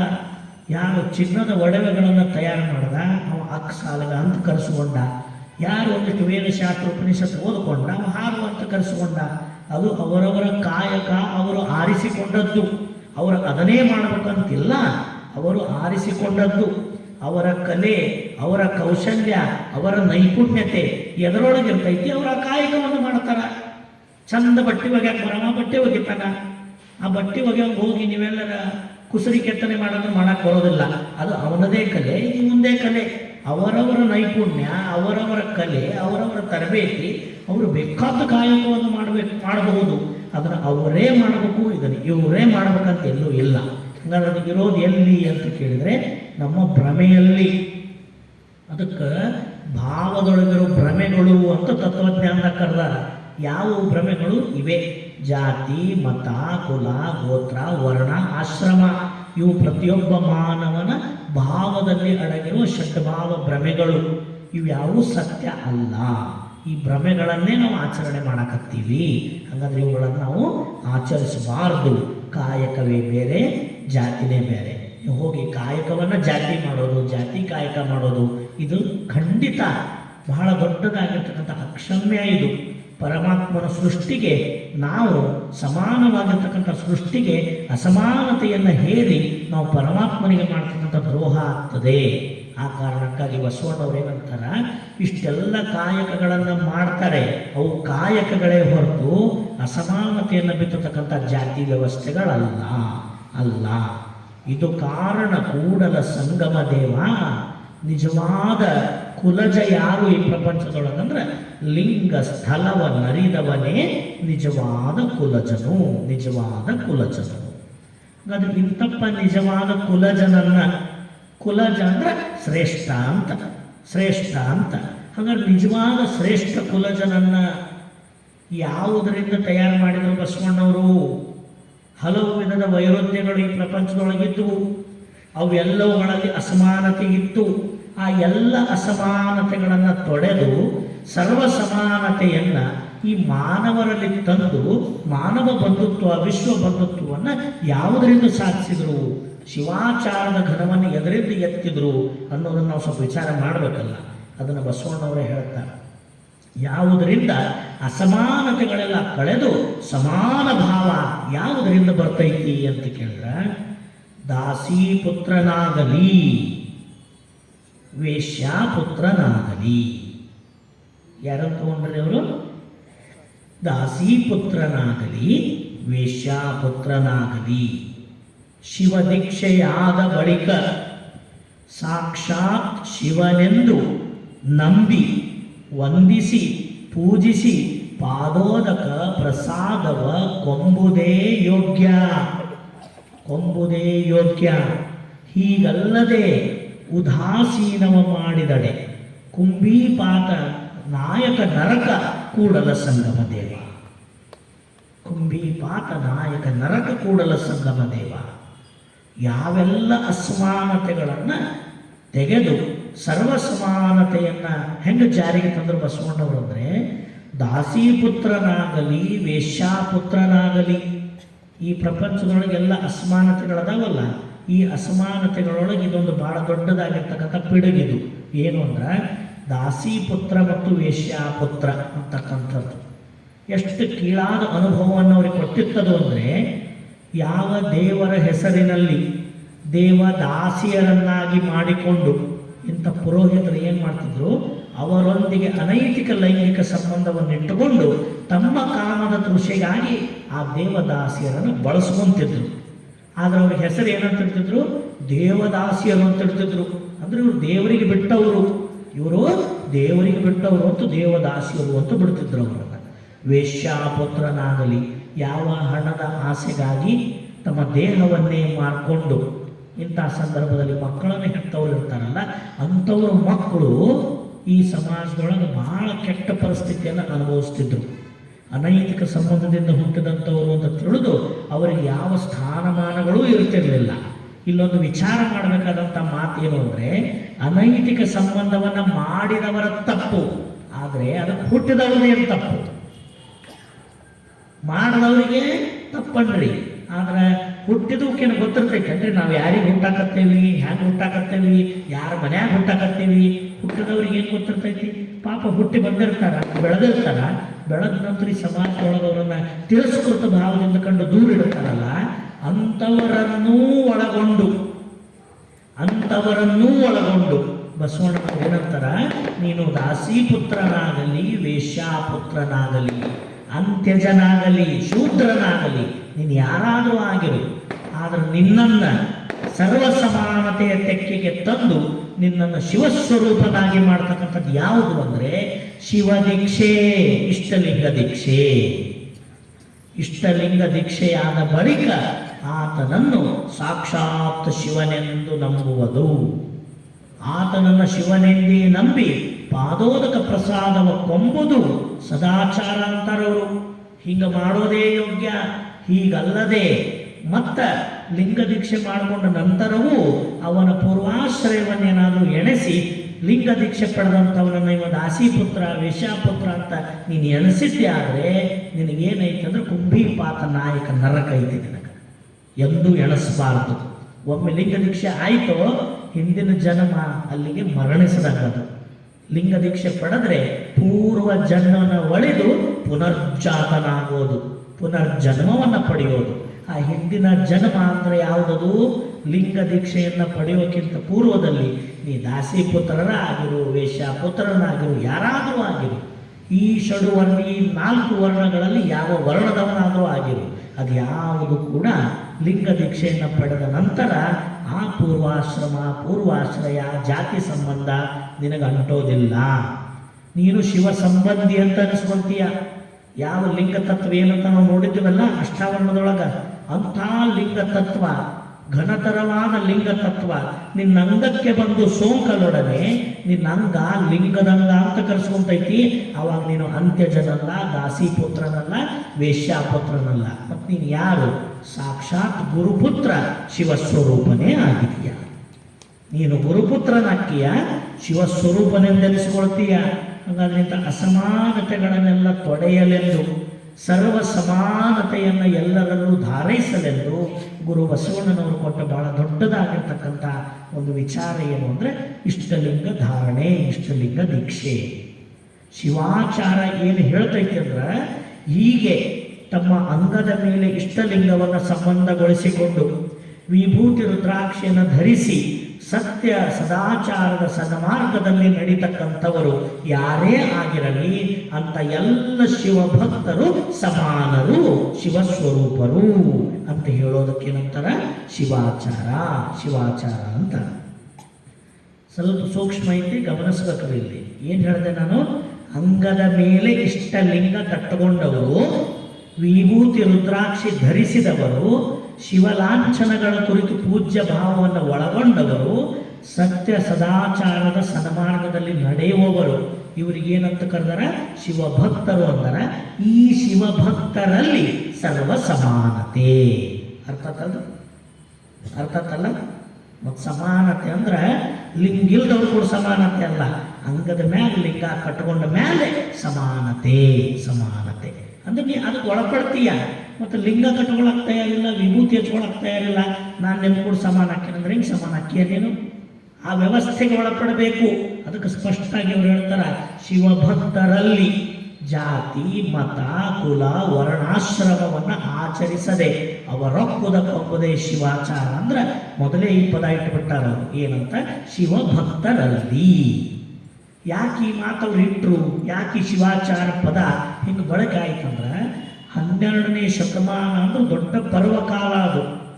ಅದೆಷ್ಟೋ ಅಸಂಖ್ಯ ರೀತಿಯಾಗಿರ್ತಕ್ಕಂಥ ಜಾತಿ, ಮತ, ಪಂಥದಿಂದ ಬಂದಂಥವರು, ಈ ವಿಶ್ವದ ಹಲವು ಮೂಲೆಯಿಂದ ಬಂದವರು, ಅಂಗದ ಮೇಲೆ ಲಿಂಗ ಸಂಬಂಧವಿಲ್ಲದೆ, ಲಿಂಗದ ಒಂದು ಮರ್ಮವನ್ನು ಅರಿಯದೆ ಇಂಥ ಅಸಮಾನತೆಯ ಜಾತಿಗೆ ಸಂಬಂಧಪಟ್ಟವರು ಅಂತ ಯಾರು ತಿಳಿದಿದ್ರಲ್ಲ, ಅವರೆಲ್ಲರೂ ಅನುಭವ ಮಂಟಪಕ್ಕೆ ಬಂದು ಅಂಗದ ಮೇಲೆ ಇಷ್ಟಲಿಂಗ ದೀಕ್ಷೆಯನ್ನು ಪಡ್ಕೊಂಡು ಲಿಂಗವಂತರಾದರು. ಒಮ್ಮೆ ಅವರು ಲಿಂಗವಂತರಾದ ಮೇಲೆ ಅವರ ಪೂರ್ವಾಶ್ರಮ, ಪೂರ್ವದ ಧರ್ಮ, ಜಾತಿ, ಕುಲ, ಗೋತ್ರ ಎಲ್ಲವೂ ಅಲ್ಲಿಗೆ ಅಳಿಸಿ ಹೋಯಿತು. ಅದೆಲ್ಲವೂ ನಿವಾರಣೆ ಆಯಿತು. ಅದಕ್ಕೆ ಬಸವಣ್ಣವರು ಈ ಪದ ಹೇಳ್ತಾರೆ, ಶಿವಭಕ್ತರಲ್ಲಿ. ಒಮ್ಮೆ ಅದನ್ನೆಲ್ಲ ಕಳ್ಕೊಂಡು ಶರಣರ ಅನುಭವಕ್ಕೆ ಬಂದು ಅಂಗದ ಮೇಲೆ ಲಿಂಗ ಕಟ್ಕೊಂಡೆಪ್ಪ ಅಂದ್ರೆ ನಿನಗೆ ಯಾವ ಜಾತಿ ಇಲ್ಲ, ಮತ ಇಲ್ಲ, ಕುಲ ಇಲ್ಲ, ಗೋತ್ರ ಇಲ್ಲ, ವರ್ಣ ಇಲ್ಲ, ಆಶ್ರಮ ಇಲ್ಲ. ಅಲ್ಲಿವರೆಗೆ ನಿನಗೈತಿ. ಯಾವಾಗ ನೀನು ಲಿಂಗ ಕಟ್ಕೊಂಡು ಆವಾಗ ನಿನಗಿಲ್ಲ. ಹಿಂಗೆ ಲಿಂಗ ಕಟ್ಕೊಂಡವ್ರು ಯಾರಿಗೂ ಜಾತಿ ಇಲ್ಲ. ಅಂಗದ ಮೇಲೆ ಲಿಂಗವಿದ್ದವರಿಗೆ ಜಾತಿ ಇಲ್ಲ. ಹಂಗಾದ್ರೆ ಲಿಂಗಾಯತ ಅನ್ನೋದು ಏನು ಅಂತ ಕೇಳಿದ್ರೆ, ಇದು ಅಂಗದ ಮೇಲೆ ಇಷ್ಟಲಿಂಗವನ್ನು ಕಟ್ಟಿಕೊಂಡು ಅಂಗವನ್ನು ಲಿಂಗವಾಗಿ ಮಾಡುವ ವಿಶ್ವದ ಬಹಳ ದೊಡ್ಡ ಸಾಧನಾ ಪಥ ಇದು. ಭಾಳ ದೊಡ್ಡ ಸಾಧನಾ ಪಥ ಇದು. ಇದಕ್ಕೆ ವಿಶ್ವ ಧರ್ಮ ಅಂತ ಕರೀತಾರೆ. ಇದು ಜಾತಿ ಅಲ್ಲ, ಇದು ವಿಶ್ವ ಧರ್ಮ. ಇದು ಸಾಧನೆಯನ್ನು ಮಾಡ್ತಕ್ಕಂಥವರಿಗೆ, ಅಂಗವನ್ನು ಲಿಂಗಮುಖಗೊಳಿಸ್ತಕ್ಕಂಥ ಸಾಧಕರಿಗೆ ಇದೊಂದು ದೊಡ್ಡದಾಗಿರ್ತಕ್ಕಂಥ ಮಹಾಮಾರ್ಗ. ಇದು ಹೊರತಾಗಿ ಲಿಂಗಾಯತ ಅನ್ನೋದು ಜಾತಿ ಅಲ್ಲ. ಅಂಗದ ಮೇಲಿರ್ತಕ್ಕಂಥ ಇಷ್ಟಲಿಂಗ ಯಾವ ಜಾತಿಯ ಕುರುಹೂ ಅಲ್ಲ. ಲಿಂಗ ಶಿವಲಾಂಛನ, ವಿಭೂತಿ ಶಿವಲಾಂಛನ, ರುದ್ರಾಕ್ಷಿ ಶಿವಲಾಂಛನ. ಇಂಥ ಎಲ್ಲ ಲಾಂಛನಗಳನ್ನು ದೀಕ್ಷಾಪೂರ್ವಕವಾಗಿ ಪಡೆದು ಅಂಗದ ಮೇಲೆ ಧರಿಸ್ತಕ್ಕಂಥವರೆಲ್ಲರೂ ಜಾತಿಯನ್ನು ಕಳ್ಕೊಂತಾರ, ಕುಲ ಗೋತ್ರಗಳನ್ನು ಕಳ್ಕೊಂತಾರ, ಅಸಮಾನತೆಯನ್ನು ಕಳ್ಕೊಂತಾರ. ಎಲ್ಲರಿಗೂ ಒಂದೇ ನಾಮ ಶಿವಭಕ್ತರು. ಅವರು ಲಿಂಗವಂತರು. ಇವರಿಗೇನು ಯಾವುದೇ ರೀತಿಯಾಗಿರ್ತಕ್ಕಂಥ ಪೂರ್ವದ ಜಾತಿ ಭಾವಗಳಿಲ್ಲ. ಇದನ್ನು ಸ್ಪಷ್ಟವಾಗಿ ಅರಿತು ಆಚರಣೆ ಮಾಡೋದಕ್ಕೆ ಏನಂತ ಕರೀತಾರೆ? ಶಿವಾಚಾರ ಅಂತ. ಹಾಗಾದ್ರೆ ನಾವು ಲಿಂಗವಂತರಾದವರು ಕಾಯಕದ ಆಧಾರದ ಮೇಲೆ ಜಾತಿಗಳು ಕಟ್ಕೊಂಡೇವಲ್ಲ. ಯಾವ್ಯಾವ ಜಾತಿಗಳು ಕಟ್ಕೊಂಡಿವಿ? ಒಬ್ಬರು ಬಣಜಿಗರು ಅಂತೀವಿ, ಒಬ್ಬರು ಪಂಚಮಶಾಲರು ಅಂತೀವಿ, ಒಬ್ಬರು ಶಿವಶಿಪ್ರ ಅಂತೀವಿ ಅಂತೀವಲ್ಲ. ಹೀಗೆ ನಾವು ಕಟ್ಕೊಂಡಿವಲ್ಲ, ಇವುಗಳೆಲ್ಲವೂ ಸಹಿತ ಅಸಮಾನತೆಯನ್ನು ನಮಗೆ ತೋರಿಸಿಕೊಡ್ತಾವ. ನಮ್ಮಲ್ಲಿ ಭೇದವನ್ನು ತಂದು ಕೊಡ್ತಾವ. ನಾವು ಅರ್ಥ ಮಾಡ್ಕೋಬೇಕು, ಇವುಗಳು ನಮ್ಮ ಕಾಯಕದ ಗುರುತುಗಳೇ ಹೊರತು ನಮ್ಮ ಜಾತಿಗಳಲ್ಲ. ಅಂಗದ ಮ್ಯಾಗ ಲಿಂಗ ಬಂತು ಅಂದ್ರೆ ಜಾತಿ ಹೆಸರ ಎತ್ತೋಂಗಿಲ್ಲ. ಅಂಗದ ಮ್ಯಾಗ ಲಿಂಗ ಇದ್ದವರೆಲ್ಲರೂ ಲಿಂಗವಂತರು, ಶಿವಭಕ್ತರಷ್ಟೇ. ಅವರೊಳಗೆ ಮತ್ತೆ ನಾವು ಜಾತಿಗಳನ್ನು ಮಾಡಿ ಲಿಂಗವಂತರ ಮಧ್ಯದಲ್ಲಿ ಅಸಮಾನತೆಯನ್ನು ಆಚರಣೆ ಮಾಡ್ತಕ್ಕಂಥದ್ದು ಶಿವಾಚಾರಕ್ಕೆ ಮಾಡೋ ದ್ರೋಹ. ಅದಕ್ಕೆ ಶಿವಾಚಾರ ಏನು ಹೇಳ್ತೈತಂದ್ರೆ, ಅಂಗದ ಮೇಲೆ ಲಿಂಗವನ್ನು ಕಟ್ಟಿಕೊಂಡು ನೀನಾವ ಕಾಯಕವನ್ನಾದರೂ ಮಾಡು, ನೀನು ಲಿಂಗವಂತ ಅಷ್ಟೇ. ಮತ್ತು ನಮಗೆ ಜಾತಿ, ಮತ, ಕುಲ, ಗೋತ್ರ ಇದ್ಯಾವುದೂ ಇಲ್ಲ. ಅದಕ್ಕೆ ಬಸವಣ್ಣವರು ಇದನ್ನು ಕುರಿತು ಹೂಗಾರ ಅಂತ ಕರೀತಾರೆ. ಪ್ರೊಫೆಸರ್ ಹೂಗಾರ, ಡಾಕ್ಟರ್ ಹೂಗಾರ ಅವ್ರಿಗೆ ನೀವು ಹೂ ಕೊಡ್ತಾರಲ್ರಿ? ಕೊಡೋದಿಲ್ಲ. ಮತ್ತು ಗಾಣಿಗರ ಅಂತಾರೆ, ಗಾಣ ಆಡಿಸ್ತಾರೆ. ಅವ್ರು ಈಗ ಎಷ್ಟು ಮಂದಿ ಗಾಣಿಗರು ಗಾಣ ಆಡಿಸ್ತಾರೆ. ನಾವು ಗಾಣ ಆಡಿಸ್ತೇವೆ ನಮ್ಮ ಹೊಲ್ದಾಗ ದಿನ. ನಾವು ಗಾಣಿಗರ. ಹೌದು, ಅದಕ್ಕೆ ಅದು ಉದ್ಯೋಗದಿಂದ ಬಂದದ್ದು ಹೊತ್ತಾಗಿ. ಹೌದೌದು, ಅದು ಜಾತಿ ಅಲ್ಲ. ಹಿರಿಯರ ಕಾಲದೊಳಗೆ ಅವ್ರು ಏನೋ ಆ ಕಾಯಕ ಮಾಡ್ತಿರ್ತಾರೆ. ಆ ಕಾಯಕ ಮಾಡೋದು ನೋಡಿ ಅವ್ರಿಗೆ ಹೆಸರು ಬಿದ್ದಿರ್ತೈತಿ. ಆದ್ರೆ ಈಗ ನಾವೇನು ಮಾಡಕತ್ತೀವಿ, ಅದನ್ನು ಜಾತಿ ಮಾಡ್ಕೊಳಕತ್ತೀವಿ. ಆದ್ರೆ ಇವತ್ತು ಅವ್ರು ಹೇಳಿದ್ದು ಒಂದು ಪಾಯಿಂಟ್ ಭಾಳ ಸರಿ ಐತಿ. ಏನಂದ್ರೆ, ಅದು ಯಾವ ಜಾತಿ ಹೆಸರಿನಿಂದ ಕರ್ಕೊಂತಿರ್ತಾರಲ್ಲ, ಅವ್ರ ಮನೆಗೆ ಹೋಗಿ ನೋಡಿದ್ರೆ ಆ ಕಸುಬಿನ ಲಕ್ಷಣಗಳು ಎಳ್ಳಟ್ಟೂ ಇರೋದಿಲ್ಲ ಅವ್ರ ಮನೆಗೆ. ಅವ್ರು ಅದನ್ನು ಮಾಡೋದೇ ಇಲ್ಲ. ಆದರೆ ಸರ್ಟಿಫಿಕೇಟ್ನಾಗ ಮಾತ್ರ ಅದನ್ನು ನಮ್ಮ ಜಾತಿ ಅಂತ ನಾವು ತೋರಿಸ್ತಿರ್ತೀವಿ. ಆದರೆ ನಾವಿಲ್ಲಿ ಅರ್ಥ ಮಾಡ್ಕೋಬೇಕೇನಂದ್ರೆ, ಜಾತಿಗೂ ಆ ಕಾಯಕಕ್ಕೂ ಸಂಬಂಧ ಇಲ್ಲ. ನಾವು ಆ ಕಾಯಕ ನಾವು ಮಾಡೋದಿಲ್ಲ ಅಂದಾಗ ನಾವು ಹೆಂಗೆ ಆ ಹೆಸರಿನಿಂದ ಕರೆಸ್ಕೊಳ್ಳೋದು? ಈಗ ಅವ್ರು ಹೇಳಿದ ಸರಿ ಐತಿ. ಏನಂದ್ರೆ, ಒಂದು ಕಾಲಕ್ಕೆ ಮನೆಯಾಗ ಎತ್ತು ಕಟ್ಟಿ, ಗಾಣ ಹೂಡಿ, ಹಲವಾರು ಧಾನ್ಯಗಳನ್ನು ಹಾಕಿ ಯಾವುದರಿಂದ ಎಣ್ಣೆ ಪಡೆದ್ರೆ ಅವ್ರಿಗೆ ಗಾಣಿಗಳು ಅಂತ ಕರಿತಿದ್ರು. ಈಗ ಅವ್ರ ಮನೆಗೆ ಹೋದ್ರೆ ಅವರೊಬ್ಬರು ಇಂಜಿನಿಯರ್ ಇರ್ತಾರ, ಮತ್ತೊಂದು ಕೆಲಸ ಮಾಡ್ತಿರ್ತಾರ. ಅವ್ರ ಮನ್ಯಾಗ ಹೋಗಿ ಕೇಳಿದ್ರೆ ಅವ್ರಿಗೆ ಗಾಣ ಅಂದ್ರೆ ಏನು ಗೊತ್ತಿರೋದಿಲ್ಲ, ಎಣ್ಣೆ ತೆಗಿತಂದ್ರೆ ಗೊತ್ತಿರೋದಿಲ್ಲ. ಆದ್ರೆ ಗಾಣಿಗಳೊಂದು ಜಾತಿ ಆಗಿರ್ತೈತಿ. ಇನ್ನೊಂದು ಕಡೆಗೆ ಶಿವಶಿಪ್ರ ಇರ್ತಾರ. ಅವ್ರ ರಾಜ್ಯ ಯಾವನೋ ಒಂದು ಟೇಲರ್ ಇಟ್ಕೊಂಡು ಅದ್ರ ಬಟ್ಟೆ ಹೊಲಿತಿರ್ತಾನ, ಅವು ಶಿವಶಿಲ್ಪಿ ಸರಿ. ಆದ್ರೆ ಇವ್ರ ಮೊಮ್ಮಕ್ಕಳು ಮನ್ಯಾಗ ಹೋಗಿ ನೋಡಿದ್ರೆ ರಾಟಿನೂ ಇರೋದಿಲ್ಲ. ಇವ್ರ ಕೈಯಾಗ ನೀವೇನಾರು ಒಂದು ಅರಿವಿ ಕೊಟ್ಟರೆ ಹ್ಯಾಂಗೆ ಕತ್ರಿ ಹಚ್ಚೋದು ಗೊತ್ತಿರೋದಿಲ್ಲ. ಆದ್ರೆ ಇವರೊಂದು ಜಾತಿ ಮಾಡ್ಕೊಂಡಿರ್ತಾರೆ, ಏನೋ ನಾವು ಶಿವಶಿಂಪರು ಅಂತ. ಆದರೆ ಇದರಿಂದ ನಾವು ಏನು ತಿಳಿಬೇಕಂದ್ರೆ, ಯಾವುದೋ ಒಂದು ಕಾಲದೊಳಗೆ ಆ ಕಾಯಕ ನಮ್ಮ ಹಿರಿಯರು ಮಾಡ್ತಿರಬಹುದು. ಆ ಕಾಯಕವನ್ನು ಗುರುತಿಸಕ ಹೆಸರು ಕೊಟ್ಟಾರ ಹೊರತು ಆ ಕಾಯಕ ಅವ್ರ ಜಾತಿ ಅಲ್ಲ. ಆ ಜಾತಿಯ ಆಧಾರದ ಮೇಲೆ ಅಸಮಾನತೆಯನ್ನು ಆಚರಣೆ ಮಾಡುವಂತಿಲ್ಲ. ಅದಕ್ಕೆ ಇಂಥ ಕಾಯಕದವರ ಕುರಿತು ಬಸವಣ್ಣವ್ರು ಏನಂತಾರ, ದೇವ ಸಹಿತ ಭಕ್ತ ಮನೆಗೆ ಬಂದಡೆ ಕಾಯಕವಾವುದೆಂದು ಬೆಸಗೊಂಡೆ ನಾನಡೆ. ಆಣೆ ನಿಮ್ಮಾಣೆ ಶಿವಭಕ್ತರಲ್ಲಿ ಕುಲವ ನರಸಿದಡೆ, ನಿಮ್ಮ ರಾಣಿ ವಾಸದಾಣೆ ಕೂಡಲ ಸಂಗಮ ದೇವ. ದೇವ ಸಹಿತ ಭಕ್ತ ಮನೆಗೆ ಬಂದಡೆ ಕಾಯಕವಾವುದೆಂದು ನಿಮ್ಮ ಬೆಸಗೊಂಡೆ ನಾನಡೆ. ಎಂಥ ಮಾತದು ಬಸವಣ್ಣವರು. ಇಲ್ಲಿ ಬಂತಕ್ಕಂಥ ಶಿವಭಕ್ತ ಒಬ್ಬನ ಬಂದಿಲ್ಲ, ಅವ ದೇವ ಸಹಿತ ಭಕ್ತ ಅಂತೀವ. ಯಾಕೆ ದೇವ ಸಹಿತ ಭಕ್ತ? ನಾವು ಲಿಂಗವಂತರಲ್ಲಿರ್ತಕ್ಕಂಥ ವಿಶೇಷತೆ ಏನಂದ್ರೆ, ನಾವು ದೇವರನ್ನ ಮಂದಿರದೊಳಗೆ, ಗುಡಿ ಒಳಗೆ ಜಗಲಿ ಮೇಲೆ ಇಟ್ಟು ಅಡ್ಡಾಡೋರಲ್ಲ. ಅಂಗವನ್ನೇ ಜಗುಲಿಯಾಗಿ ಮಾಡಿಕೊಂಡು ದೇಹವನ್ನೇ ದೇವಾಲಯವೆಂದು ಅಂಗದ ಮೇಲೆ ಇಷ್ಟಲಿಂಗವನ್ನು ಸದಾವಕಾಲ ಹೊತ್ತು ಸಂಚರಿಸುವ ಕಾರಣಕ್ಕಾಗಿ ಈ ಭಕ್ತ ಬರೀ ಭಕ್ತನಲ್ಲ, ದೇವ ಸಹಿತ ಭಕ್ತ. ದೇವ ಸಹಿತ ಭಕ್ತ. ಈ ಅಂಗದ ಮ್ಯಾಗ ಲಿಂಗ ಕಟ್ಟಿಕೊಂಡು ಲಿಂಗವಂತ ಸದ್ಭಕ್ತನಾಗಿ ನಮ್ಮ ಮನೆ ಬಾಗಿಲಿಗೆ ಬಂದಿರತಕ್ಕಂಥವ್ರನ್ನ ನಿಮ್ಮ ಕಾಯಕ ಯಾವುದು, ನಿಮ್ಮ ಜಾತಿ ಯಾವುದು ಅಂತವರನ್ನು ಗುರುತಿಸಿದ್ರೆ ಅದು ನಾವು ಮಾಡ್ತಕ್ಕಂಥದ್ದು ಲಿಂಗದ್ರೋಹ. ಯಾಕಂದ್ರೆ ಅವ್ನು ಬಂದವ ಲಿಂಗಯ್ಯನ ಕೂಡ ಬಂದಾನ, ಬರೀ ಭಕ್ತ ಬಂದಿಲ್ಲ, ಲಿಂಗ ಸಹಿತ ದೇವ ಸಹಿತ ಭಕ್ತ ಮನೆಗೆ ಬಂದಾಗ ಆ ಭಕ್ತನನ್ನು ಶಿವಸ್ವರೂಪನೆಂದು ನಾವು ತಿಳಿದು ಆದರಾತಿಥ್ಯವನ್ನು ಮಾಡಿ ಜಂಗಮ ಸ್ವರೂಪ ಅಂತ ಭಾವಿಸಬೇಕು ಹೊರತು ಅವರನ್ನು ಜಾತಿ ಮತ ವರ್ಗದ ಆಧಾರದ ಮೇಲೆ ನೀವು ಯಾರ್ರಿ ಅಂತ ನಾವು ಕೇಳಬಾರ್ದು. ಅವರ ಜಾತಿಯನ್ನು ಎತ್ತಿ ಮಾತನಾಡಬಾರ್ದು. ಅದಕ್ಕೆ ಬಸವಣ್ಣವ್ರು ಏನಂತಾರ, ದೇವ ಸಹಿತ ಭಕ್ತ ಮನೆಗೆ ಬಂದಡೆ ಕಾಯಕವಾವುದೆಂದು ಬೆಸಗೊಂಡೆನಾದಡೆ ನಿಮ್ಮಾಣೆ ನಿಮ್ಮ ಪ್ರಮಥ ರಾಣೆ. ಮುಂದೊಂದು ಅದ್ಭುತ ಮಾತು ಹೇಳ್ತಾರ, ಈ ಭಕ್ತರಲ್ಲಿ ಕುಲವ ನರಸಿದಡೆ ನಿಮ್ಮ ರಾಣಿ ವಾಸದಾಣೆ ಕೂಡಲ ಸಂಗಮ ದೇವ. ಇಂಥ ಅಂಗದ ಮೇಲೆ ಲಿಂಗವನ್ನು ಧರಿಸಿದ ಸಮಸ್ತ ಲಿಂಗವಂತ ಸದ್ಭಕ್ತರ ಮಧ್ಯದಲ್ಲಿ ಎಂದಿಗೂ ಕುಲವನ್ನು ಅರಸಬಾರದು. ನೀವು ಯಾವ ಜಾತಿಯವರು, ನೀವು ಯಾವ ಕುಲದವರು, ನೀವು ಯಾರ ಪೈಕಿರಿ ಅಂತ ಕೇಳಬಾರದು.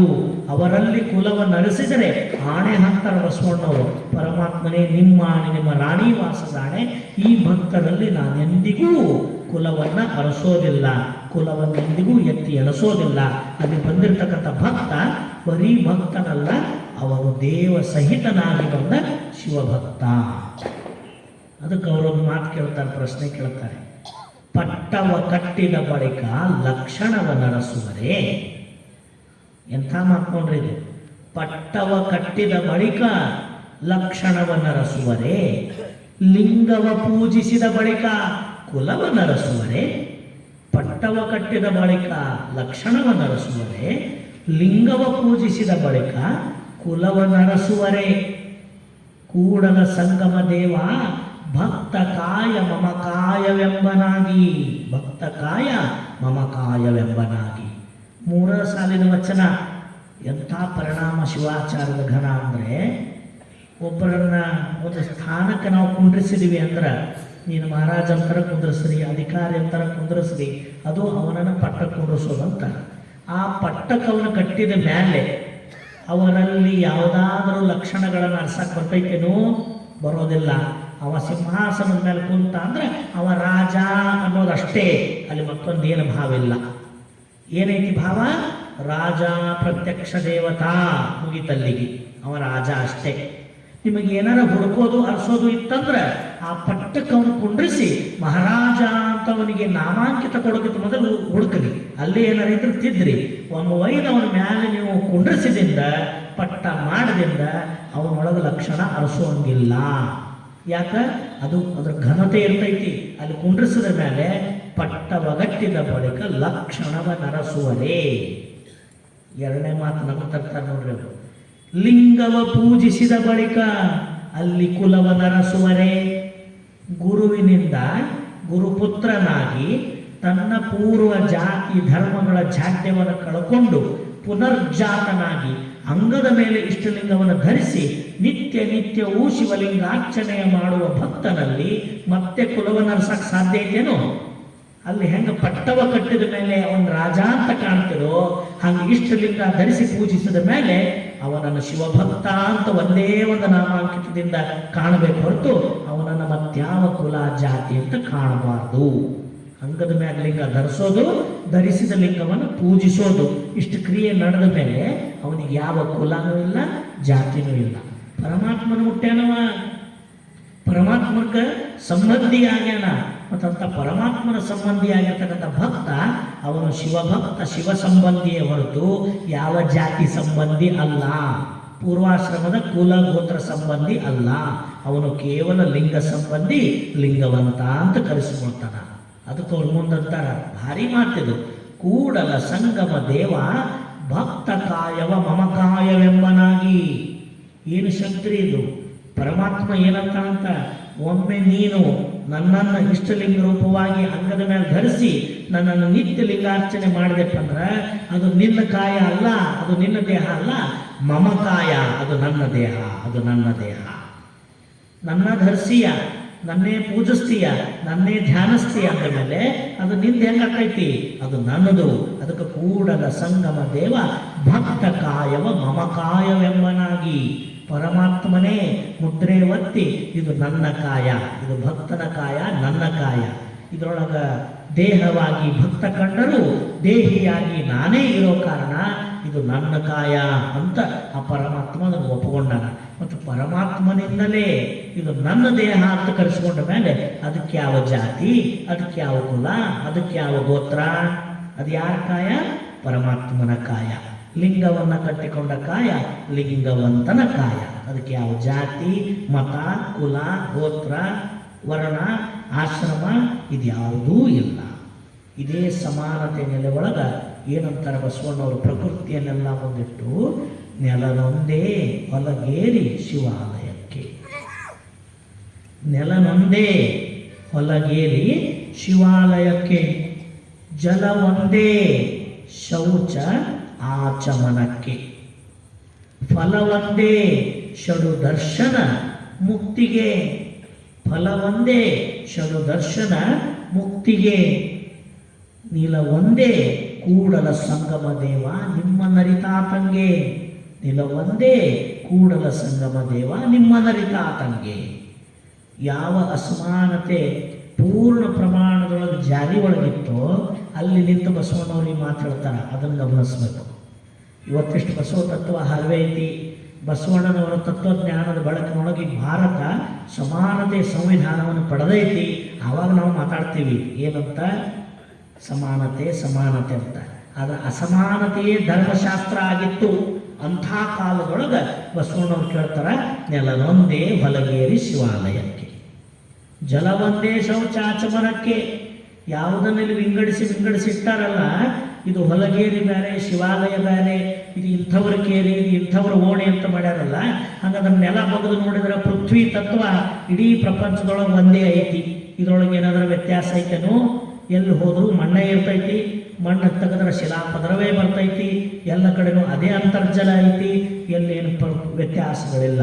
ಅದು ಹೊಲಗೇರಿ ಆಗಲಿ ಶಿವಾಲಯವಾಗಲಿ ಎಲ್ಲದಕ್ಕೂ ಆಶ್ರಯವಾಗಿರುವ, ಆಧಾರವಾಗಿರುವ ಧರೆ ಮಾತ್ರ ಒಂದೇ ಐತಿ. ಅದರೊಳಗೆ ಏನು ವ್ಯತ್ಯಾಸಗಳಿಲ್ಲ. ಜಲವೊಂದೇ ಶೌಚಾಚಮನಕ್ಕೆ. ಯಾವ ನಮ್ಮ ಬದುಕಿನಲ್ಲಿ ಒಂದು ಶೌಚ ಅಂದರೆ ಶುದ್ಧೀಕರಣ ಮಾಡ್ತಕ್ಕಂಥ ಕ್ರಿಯೆಗೆ, ಲಿಂಗ ಪೂಜೆಗೆ ನಾವು ಜಲವನ್ನು ಬಳಸಬೇಕಾದ್ರೆ ಏನು ಆ ಜಲಗಳು ಬೇರೆ ಬೇರೆ ಕಡೆಯಿಂದ ಬಂದಿರ್ತವೇನೋ? ಅದೇ ನದಿ, ಅದೇ ಹಳ್ಳ, ಅದೇ ಹೊಳೆ, ಅದೇ ಮಳೆ ಎಲ್ಲರಿಗೂ ಸಮಾನವಾಗೈತಿ. ಅದೇನಾರ ಉಚ್ಚ ವರ್ಗದವರಿಗೆ ಬೇರೆ ಕಡೆಗೆ, ನೀಚ ವರ್ಗದವರಿಗೆ ಬೇರೆ ಕಡೆಗೆ ಅಂತ ಮಳೆ ಬೀಳ್ತೈತೇನೋ? ಇಲ್ಲ. ಮಳೆ ಬಂತು ಅಂದ್ರೆ ಪ್ರವಾಹನೂ ಸಮಾನವಾಗೈತಿ, ಭೀಕರ ಬರಗಾಲನೂ ಸಮಾನವಾಗೈತಿ. ಈ ಪ್ರಪಂಚದೊಳಗ ಜಲತತ್ವ ಎಲ್ಲರಿಗೂ ಸಮಾನವಾಗಿ ಐತಿ. ಎಲ್ಲರಲ್ಲಿ ಜಲ ಮಾಡೋ ಕೆಲಸ ಒಂದೇ ಐತಿ. ಕೊಳೆಯನ್ನು ಕಳೆದು ನಿರ್ಮಲವಾಗಿಸ್ತಕ್ಕಂಥ ಕಾರ್ಯವನ್ನು ಜಲ ಎಲ್ಲರಲ್ಲಿ ಒಂದೇ ಥರ ಮಾಡಾಕತ್ತೈತಿ. ಎಲ್ಲೂ ಏನು ವ್ಯತ್ಯಾಸಗಳು ಮಾಡಿಲ್ಲ.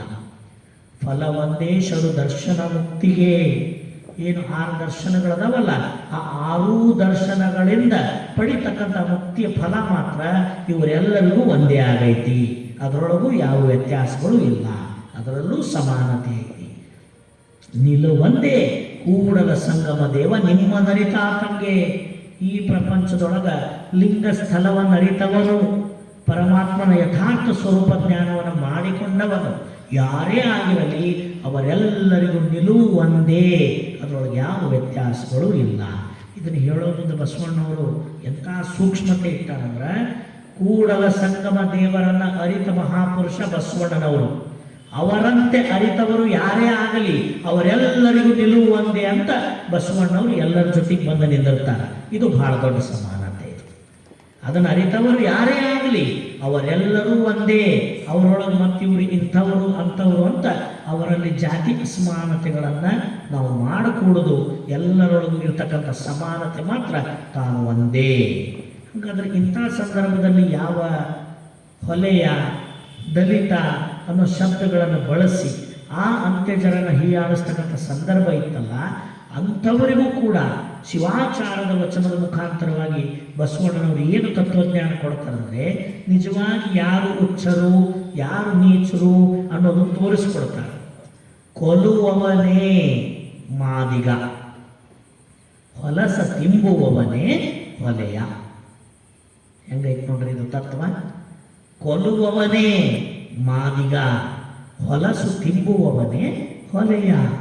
ಕುಲವೇನೋ ಆವಂದಿರ ಕುಲವೇನೋ, ಸಕಲ ಜೀವಾತ್ಮರಿಗೆ ಲೇಸನೇ ಬಯಸುವ ನಮ್ಮ ಕೂಡಲ ಸಂಗನ ಶರಣರೇ ಕುಲಜರು, ನಿಜವಾದ ಕುಲಜರು.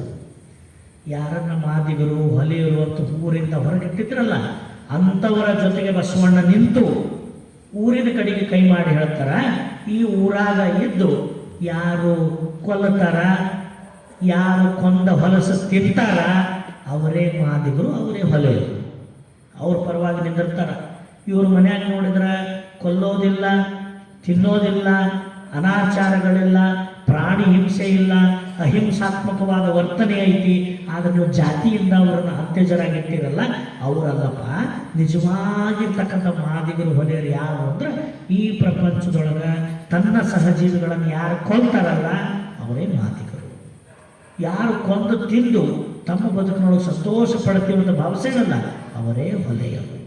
ಅಂದರೆ ಕೊಲ್ಲೋದು ಮತ್ತು ಆ ಕೊಂದದ್ದನ್ನು ತಿನ್ನೋದು ಇದು ಬಹಳ ದೊಡ್ಡದಾಗಿರ್ತಕ್ಕಂಥ ಪಾಪಕ್ಕೆ ನಮ್ಮನ್ನು ಗುರಿ ಮಾಡುವಂಥದ್ದು.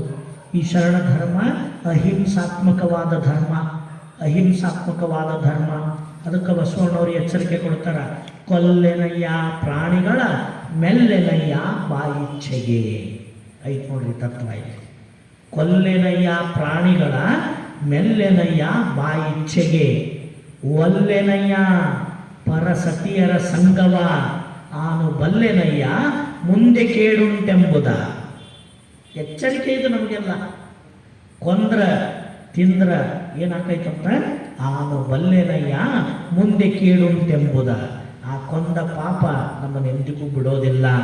ಹಾಗಾಗಿ ಹಾಗೆ ಕೊಲ್ಲುವವರು ಹೊಲಸು ತಿನ್ನುವವರು ಅವರೇ ಅಧಮರು ಹೊರತು ಅಂತ ಯಾವ ಕ್ರಿಯೆಗಳನ್ನು ಮಾಡದೆ ಶುದ್ಧವಾಗಿರ್ತಕ್ಕಂಥ ಧರ್ಮಾಚರಣೆಯನ್ನು ಮಾಡ್ತಾ ಇರ್ತಕ್ಕಂಥವರನ್ನ ಆ ಮೂಲ ಜಾತಿಯನ್ನೆತ್ತಿ ಅವರನ್ನು ಮತ್ತೆ ಅದಕ್ಕೆ ಒಳಪಡಿಸ್ತಕ್ಕಂಥ ವ್ಯವಸ್ಥೆಯನ್ನು ಬಸವಣ್ಣನವರು ಒಪ್ಪೋದಿಲ್ಲ. ಅಲ್ಲಿ ಎಂಥವರಿದ್ರು, ಯಾರ್ಯಾರು ಬರ್ತಿದ್ರು ಒಳಗಡೆ ಅಂದ್ರೆ ಯಾವ ಈ 4 ವರ್ಣಾಶ್ರಮಕ್ಕೆ ಸಂಬಂಧಪಟ್ಟವರು ಎಲ್ಲರೂ ಅನುಭವ ಮಂಟಪದೊಳಗೆ ಶರಣರಾಗಿದ್ದರು. ಅವರೆಲ್ಲರಿಗೂ ಸಮಾನವಾಗಿ ಇಷ್ಟಲಿಂಗ ದೀಕ್ಷೆಯನ್ನು ಕೊಟ್ಟು ಅವರೆಲ್ಲರನ್ನೂ ಶಿವಭಕ್ತ ಸಂಬಂಧಿಗಳಾಗಿ ಮಾಡಿ ಅವರೆಲ್ಲರ ಮಧ್ಯದಲ್ಲಿ ಪರಸ್ಪರ ಅವಿನಾಭಾವ ಸಂಬಂಧವನ್ನು ಏರ್ಪಡಿಸಿ ಶರಣ ಬಂಧುತ್ವವನ್ನು ಜಾರಿಗೆ ತರುವ ಮುಖಾಂತರವಾಗಿ ಪೂರ್ವದ ಜಾತಿ ಮತ ಕುಲ ಗೋತ್ರ ವರ್ಣ ಆಶ್ರಮವನ್ನು ಪೂರ್ಣವಾಗಿ ಎಷ್ಟು ಬೇರು ಸಹಿತವಾಗಿ ಅದನ್ನು ಕಿತ್ತು ತೆಗಿತಕ್ಕಂಥ ಕಾರ್ಯವನ್ನು ಶಿವಾಚಾರ ತತ್ವದ ಮುಖಾಂತರವಾಗಿ ಬಸವಣ್ಣನವರು ಮಾಡಿ ತೋರಿಸಿದ್ರು. ಇದನ್ನಿಷ್ಟೆಲ್ಲ ಹೇಳಿದ ಮೇಲೆ ಇನ್ನು ಕೆಲವರು ಹಿಂಗಿರ್ತಾರೆ, ಯಾವ ಥರ ಆಗಿತ್ತು ವ್ಯವಸ್ಥೆ ಅಂದ್ರೆ, ಉಣ್ಣೋದಕ್ಕೆ ಉಡೋದಕ್ಕೆ ಶಿವಾಚಾರ ಇಟ್ಕೊಳ್ಳೋದು, ಕೊಡೋದು ತಗೊಳ್ಳೋದು ಬಂದ ಕೂಡಲೇ ಮತ್ತು ಕುಲವನ್ನು ಆಚರಣೆ ಮಾಡೋದು ಐತಲ್ರಿ ವ್ಯವಸ್ಥೆ. ಅದಕ್ಕೆ ಬಸವಣ್ಣವ್ರು ಏನಂತಾರ, ಉಂಬಲ್ಲಿ ಉಡವಲ್ಲಿ ಕುಲವಳಿಯಿತೆಂಬರು, ಉಂಬಲ್ಲಿ ಉಡುವಲ್ಲಿ ಕುಲವಳಿಯಿತೆಂಬರು, ಕೊಂಬಲ್ಲಿ ಕೊಡುವಲ್ಲಿ ಕುಲವನರಸುವರು. ಉಂಬಲ್ಲಿ ಉಡುವಲ್ಲಿ ಕುಲವಳಿಯಿತೆಂಬರು, ಕೊಂಬಲ್ಲಿ ಕೊಡುವಲ್ಲಿ ಕುಲವನರಸುವರು.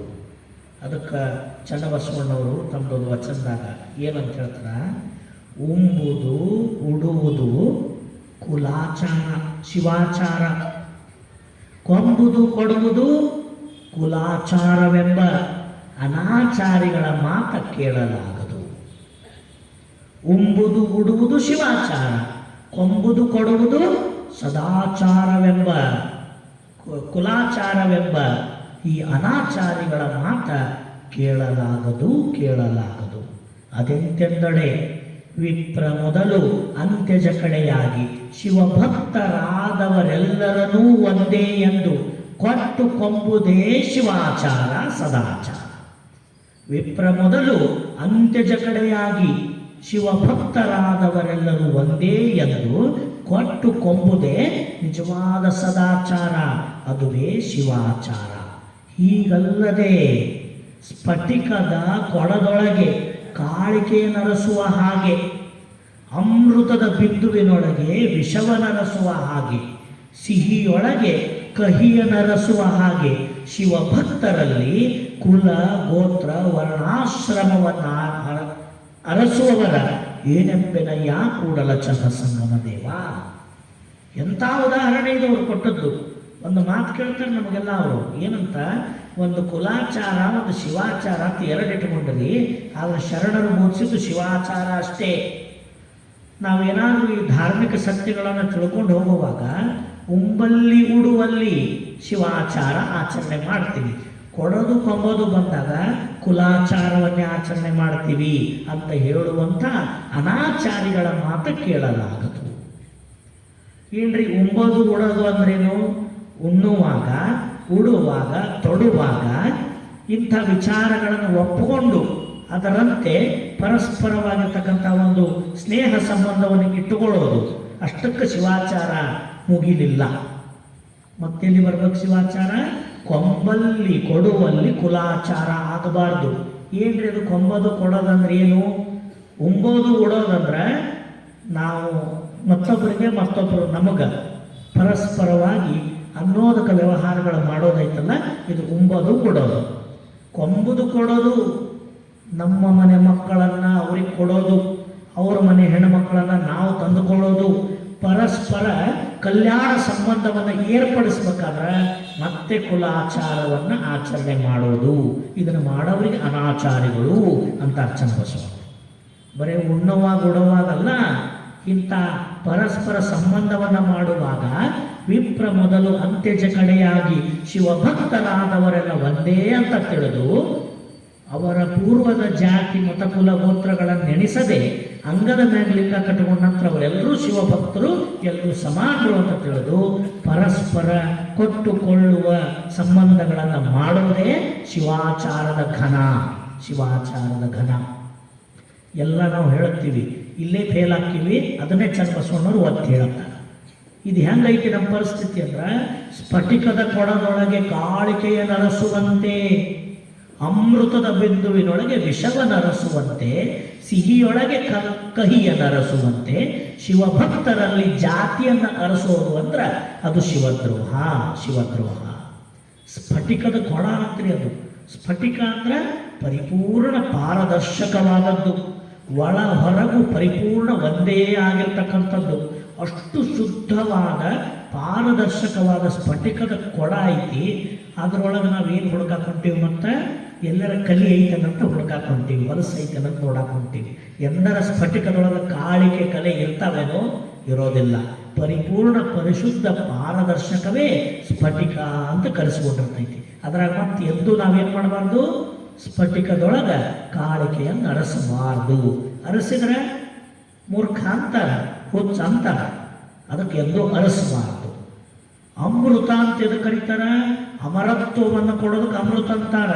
ಆ ಅಮೃತದೊಳಗೆ ಮತ್ತಟ ನಾನು ಸಂಶೋಧನೆ ಮಾಡಿ ಎಲ್ಲದ ವಿಷದ ಬಿದ್ದು ಐತೆ ಅಂತ ಹುಡುಕಿದ್ರೆ ಅದರೊಳಗೆ ವಿಷ ಇತ್ತು ಅಂದ್ರೆ ಅದು ಅಮೃತ ಅಂತ ಕರೆಸಿಕೊಳ್ಳೋದೇ ಇಲ್ಲ. ವಿಷವಿಲ್ಲದ್ದೇ ಮರಣವನ್ನು ಜಯಿಸಿದ್ದೇ ಅಮರತ್ವವನ್ನು ಕೊಡೋದೇ ಅಮೃತ. ಅಂಥ ಅಮೃತದೊಳಗೆ ಇನ್ನೂ ವಿಷ ಹುಡುಕ್ತಾನಂದ್ರೆ ಮತ್ತಿವ ಏನಂತಾರ? ದ್ರೋಹಿ ಅಂತ ಕರೀತಾರೆ. ಸಿಹಿಯೊಳಗೆ ಕಹಿಯನ್ನು ರಸುವಂತೆ, ಪರಿಪೂರ್ಣ ಮಧುರತೆಯನ್ನು ತುಂಬಿಕೊಂಡ ಸಿಹಿಯೊಳಗೆ ಕಹಿ ಇತ್ತು ಅಂದ್ರೆ ಅದಕ್ಕೆ ಯಾಕೆ ಸಿಹಿ ಅಂತ ಕರೀತಿದ್ರು? ಸಿಹಿ ಅಂದರೆ ಕಹಿಯ ಗುಣಧರ್ಮ ಎಳ್ಳಷ್ಟು ಇಲ್ಲದ್ದು, ಅದು ಪೂರ್ಣ ಸಿಹಿ. ಆ ಸಿಹಿಯೊಳಗೆ ಎಂದೂ ಕಹಿಯನ್ನು ಅರಸಲೇಬಾರದು. ಅದೇ ರೀತಿಯಾಗಿ ಸ್ಫಟಿಕದ ಕೊಡದೊಳಗೆ ಕಾಳಿಕೆಯನ್ನು ಅರಸಬಾರದು, ಅಮೃತದೊಳಗೆ ವಿಷವನ್ನು ಅರಸಬಾರದು, ಸಿಹಿಯೊಳಗೆ ಕಹಿಯನ್ನು ಅರಸಬಾರದು. ಅದೇ ರೀತಿಯಾಗಿ ಅಂಗದ ಮೇಲೆ ಇಷ್ಟಲಿಂಗವನ್ನು ಧರಿಸಿದ ಶಿವಭಕ್ತರಲ್ಲಿ ಕುಲವನ್ನು ಅರಸಬಾರದು, ಕುಲವನ್ನೆಂದಿಗೂ ಅರಸಬಾರದು ಅನ್ನುವಂಥ ಒಂದು ನೈತಿಕ ಪ್ರಜ್ಞೆಯನ್ನು, ಸರ್ವ ಸಮಾನತೆಯ ಶಿವಭಕ್ತರ ಮಧ್ಯದ ಶಿವಬಂಧುತ್ವವನ್ನು ಶಿವಾಚಾರ ತತ್ವದ ಮುಖಾಂತರವಾಗಿ ಇಲ್ಲಿ ನಮಗೆ ಅವಿರಳ ಜ್ಞಾನಿ ಚನ್ನಬಸವಣ್ಣನವರು ಈ ವಚನದ ಮುಖಾಂತರವಾಗಿ ಶಿವಭಕ್ತರು ಎಂದಿಗೂ ಶಿವಭಕ್ತರಲ್ಲಿ ಜಾತಿ ಮತ ಕುಲ ಗೋತ್ರವನ್ನೆಣಿಸದೆ ಪರಸ್ಪರ ಕೊಂಬ ಕೊಡುವ ವ್ಯವಹಾರಗಳನ್ನು ಮಾಡಬೇಕು. ನಾವು ನಮ್ಮ ಪಂಗಡದಾಗ ಕೊಡುತ್ತೀವ್ರಿ, ನಾವು ಬೇರೆದರಿಗೆ ಕೊಡೋದಲ್ರಿ ಅನ್ನೋ ಮಾತುಗಳು ಲಿಂಗವಂತರ ಮಧ್ಯದೊಳಗೆ ಬರಬಾರದು. ಅಂಗದ ಮೇಲೆ ಲಿಂಗ ಧರಿಸಿರ್ತಕ್ಕಂಥ ಯಾರೇ ಆಗಿರಲಿ, ಅದು ಲಿಂಗವಂತರ ಮಧ್ಯದಲ್ಲಾದ ಕಾರಣ ಅದನ್ನು ಶ್ರೇಷ್ಠ ಸಂಬಂಧ ಅಂತಲೇ ನಾವು ಭಾವಿಸಬೇಕು. ಯಾವ ಕಲ್ಯಾಣದ ಕ್ರಾಂತಿ ಆಗಬೇಕಾದ್ರೆ ಶಿವಾಚಾರವನ್ನು ಆಚರಣೆಗೆ ತಂದದರ ಪರಿಣಾಮ ಕ್ರಾಂತಿನೇ ಆಯಿತು. ಯಾವ ಮಧುವರಸರ ಮಗಳನ್ನ ಹರಳಯ್ಯನವರ ಮಗನಿಗೆ ಕಲ್ಯಾಣ ಸಂಬಂಧವನ್ನು ಏರ್ಪಡಿಸುವಂಥ ಸಂದರ್ಭ ಬಂದಾಗ ಶೂನ್ಯ ಪೀಠದ ಮೇಲೆ ಕುಂತಂಥ ಅಲ್ಲಮ ಪ್ರಭುದೇವರು, ವ್ಯೋಮಕಾಯ ಸಿದ್ಧಿ ಪುರುಷರು ಅವರು ಒಂದು ಜನ ಹೆದರ್ತಾರ. ಯಪ್ಪ ಬಸವಣ್ಣ ಇನ್ನೂ ಕಾಲು ಪಕ್ವಾಗಿಲ್ಲ, ಸ್ವಲ್ಪ ತಡೀಪ, ಯಾಕೋ ಹೆದರಿಕೆ ಬರ್ತೈತಿ, ಜನ ಒಪ್ತಾರ ಇಲ್ಲೋ, ಏನು ಮಾಡೋದು, ನಾವೇನೋ ಮಾಡಾಕತ್ತೀವಿ. ಯಾಕಂದ್ರೆ ನಮ್ಮ ಧರ್ಮದ ವ್ಯವಸ್ಥೆ ಒಳಗೆ ಮಧುವರಸನು ಲಿಂಗ ಕಟ್ಕೊಂಡನ, ಹರಳಯ್ಯನೂ ಲಿಂಗ ಕಟ್ಕೊಂಡನ. ಅವ ವಿಪ್ರ ಅನ್ನೋದು ಹೋಗೈತಿ, ಇವ ಅಂತ್ಯಜ ಅನ್ನೋದು ಹೋಗೈತಿ. ಇಬ್ಬರು ಪರಸ್ಪರ ಲಿಂಗವಂತರಾಗ್ಯಾರ, ಶಿವಭಕ್ತರಾಗ್ಯಾರ. ಇವರಿಬ್ಬರ ಮಕ್ಕಳ ಕಲ್ಯಾಣವನ್ನು ಮಾಡೋದ್ರಿಂದ ಸರಿ ಐತಿ. ಆದ್ರೆ ಜನ ಒಪ್ಪಬೇಕಲ್ಲ, ಹೊರಗಿನ ಜನ ಇದನ್ನೇನು ಅರ್ಥ ಮಾಡ್ಕೋಬೇಕಲ್ಲ, ಅದಕ್ಕೆ ಸ್ವಲ್ಪ ತಡಿಯಪ್ಪ ಅಂತಾರ. ಆದ್ರೆ ಬಸವಣ್ಣವ್ರು ಅಂತಾರ, ಮತ್ತಿಷ್ಟು ದಿನ ನಾವು ಮಾಡಿದ್ದಕ್ಕೆ ಈ ಒಂದು ಕೆಲಸಕ್ಕೆ ಒಂದು ಮೇಲೆ ಬಂಗಾರ ಕಳಸ ಇಡಬೇಕು ಅಂದ್ರೆ ಈ ಮದುವೆ ಮಾಡಬೇಕು ಅಂತ ಬಸವಣ್ಣ. ಸುಮ್ಮನೆ ಹಂಗ ಹೇಳೋದಾಯ್ತು. ನಾಳೆ ಇತಿಹಾಸದೊಳಗೆ ಏನಾಗೈತಂದ್ರೆ ಇವ್ರು ಬರೀ ಬೋಧಿಸಿದ್ರು, ಆಚರಣೆ ತರಕ್ಕೆ ಶರಣರಿಗೂ ಆಗಲಿಲ್ಲ ಅಂತ ಅನಿಸ್ಕೊಳಪಟ್ಟ, ನಮಗೆ ಬೇಡ, ನಾವು ಆಚರಣೆಗೆ ತಂದೆ ಇರೋನು ಅಂತೇಳಿ ಆ ಕಲ್ಯಾಣ ಮಹೋತ್ಸವವನ್ನು ಮಾಡಿ ತೋರಿಸಿದ್ರು. ಇದರಿಂದ ಗೊತ್ತಾಕೈತಿ ಏನು ಅಂದ್ರೆ ಶಿವಾಚಾರವನ್ನು ಆಚರಣೆಗೆ ತಂದು ತೋರಿಸಿದ್ರು ಅವರು. ಲಿಂಗವಂತರ ಮಧ್ಯದಲ್ಲಿ ಇಂಥ ಕಲ್ಯಾಣವನ್ನು ಏರ್ಪಡಿಸಬೇಕು. ವಿಪ್ರ ಮೊದಲು ಅಂತ್ಯಜ ಕಡೆಯಾಗಿ ಶಿವಭಕ್ತರನ್ನೆಲ್ಲ ಒಂದೇ ಅಂತ ನಾವು ಗುರುತಿಸಬೇಕು ಅನ್ನುವಂಥ ಒಂದು ಶಿವಾಚಾರ ತತ್ವವನ್ನು ಜಾರಿಗೆ ತಂದ ಮೊಟ್ಟ ಮೊದಲ ಮಹಾಪುರುಷ ಗುರು ಬಸವಣ್ಣನವರು. ಅವರ ಬಳಿ ಹಿಡಿದು ಬಂದ ಲಿಂಗವಂತರು ನಾವಾದರೂ ಕೂಡ ನಮ್ಮ ಕಾಯಕಗಳನ್ನು ಜಾತಿಯಾಗಿ ಮಾಡದೆ ಆಯಾ ಕಾಯಕಗಳನ್ನು ಕಾಯಕದ ಒಂದು ದೃಷ್ಟಿಯಿಂದ ಮಾಡ್ತಾ ಜಾತಿಯ ಆಚರಣೆಗಳನ್ನು ಕಡೆಗಣಿಸಿ ಲಿಂಗವಂತರೆಲ್ಲರೂ ಸರ್ವ ಸಮಾನರು, ಅಂಗದ ಮೇಲೆ ಲಿಂಗವನ್ನು ಕಟ್ಟಿಕೊಂಡಂಥ ಲಿಂಗವಂತರು ನಾವೆಲ್ಲರೂ ಸರ್ವ ಸಮಾನರು ಅನ್ನೋ ಭಾವದಿಂದ ನಾವೆಲ್ಲ ಬದುಕಬೇಕು ಅನ್ನುವಂಥ ತತ್ವವನ್ನು ಶಿವಾಚಾರ ತತ್ವ ನಮಗೆಲ್ಲ ತೋರಿಸಿಕೊಟ್ಟೈತಿ.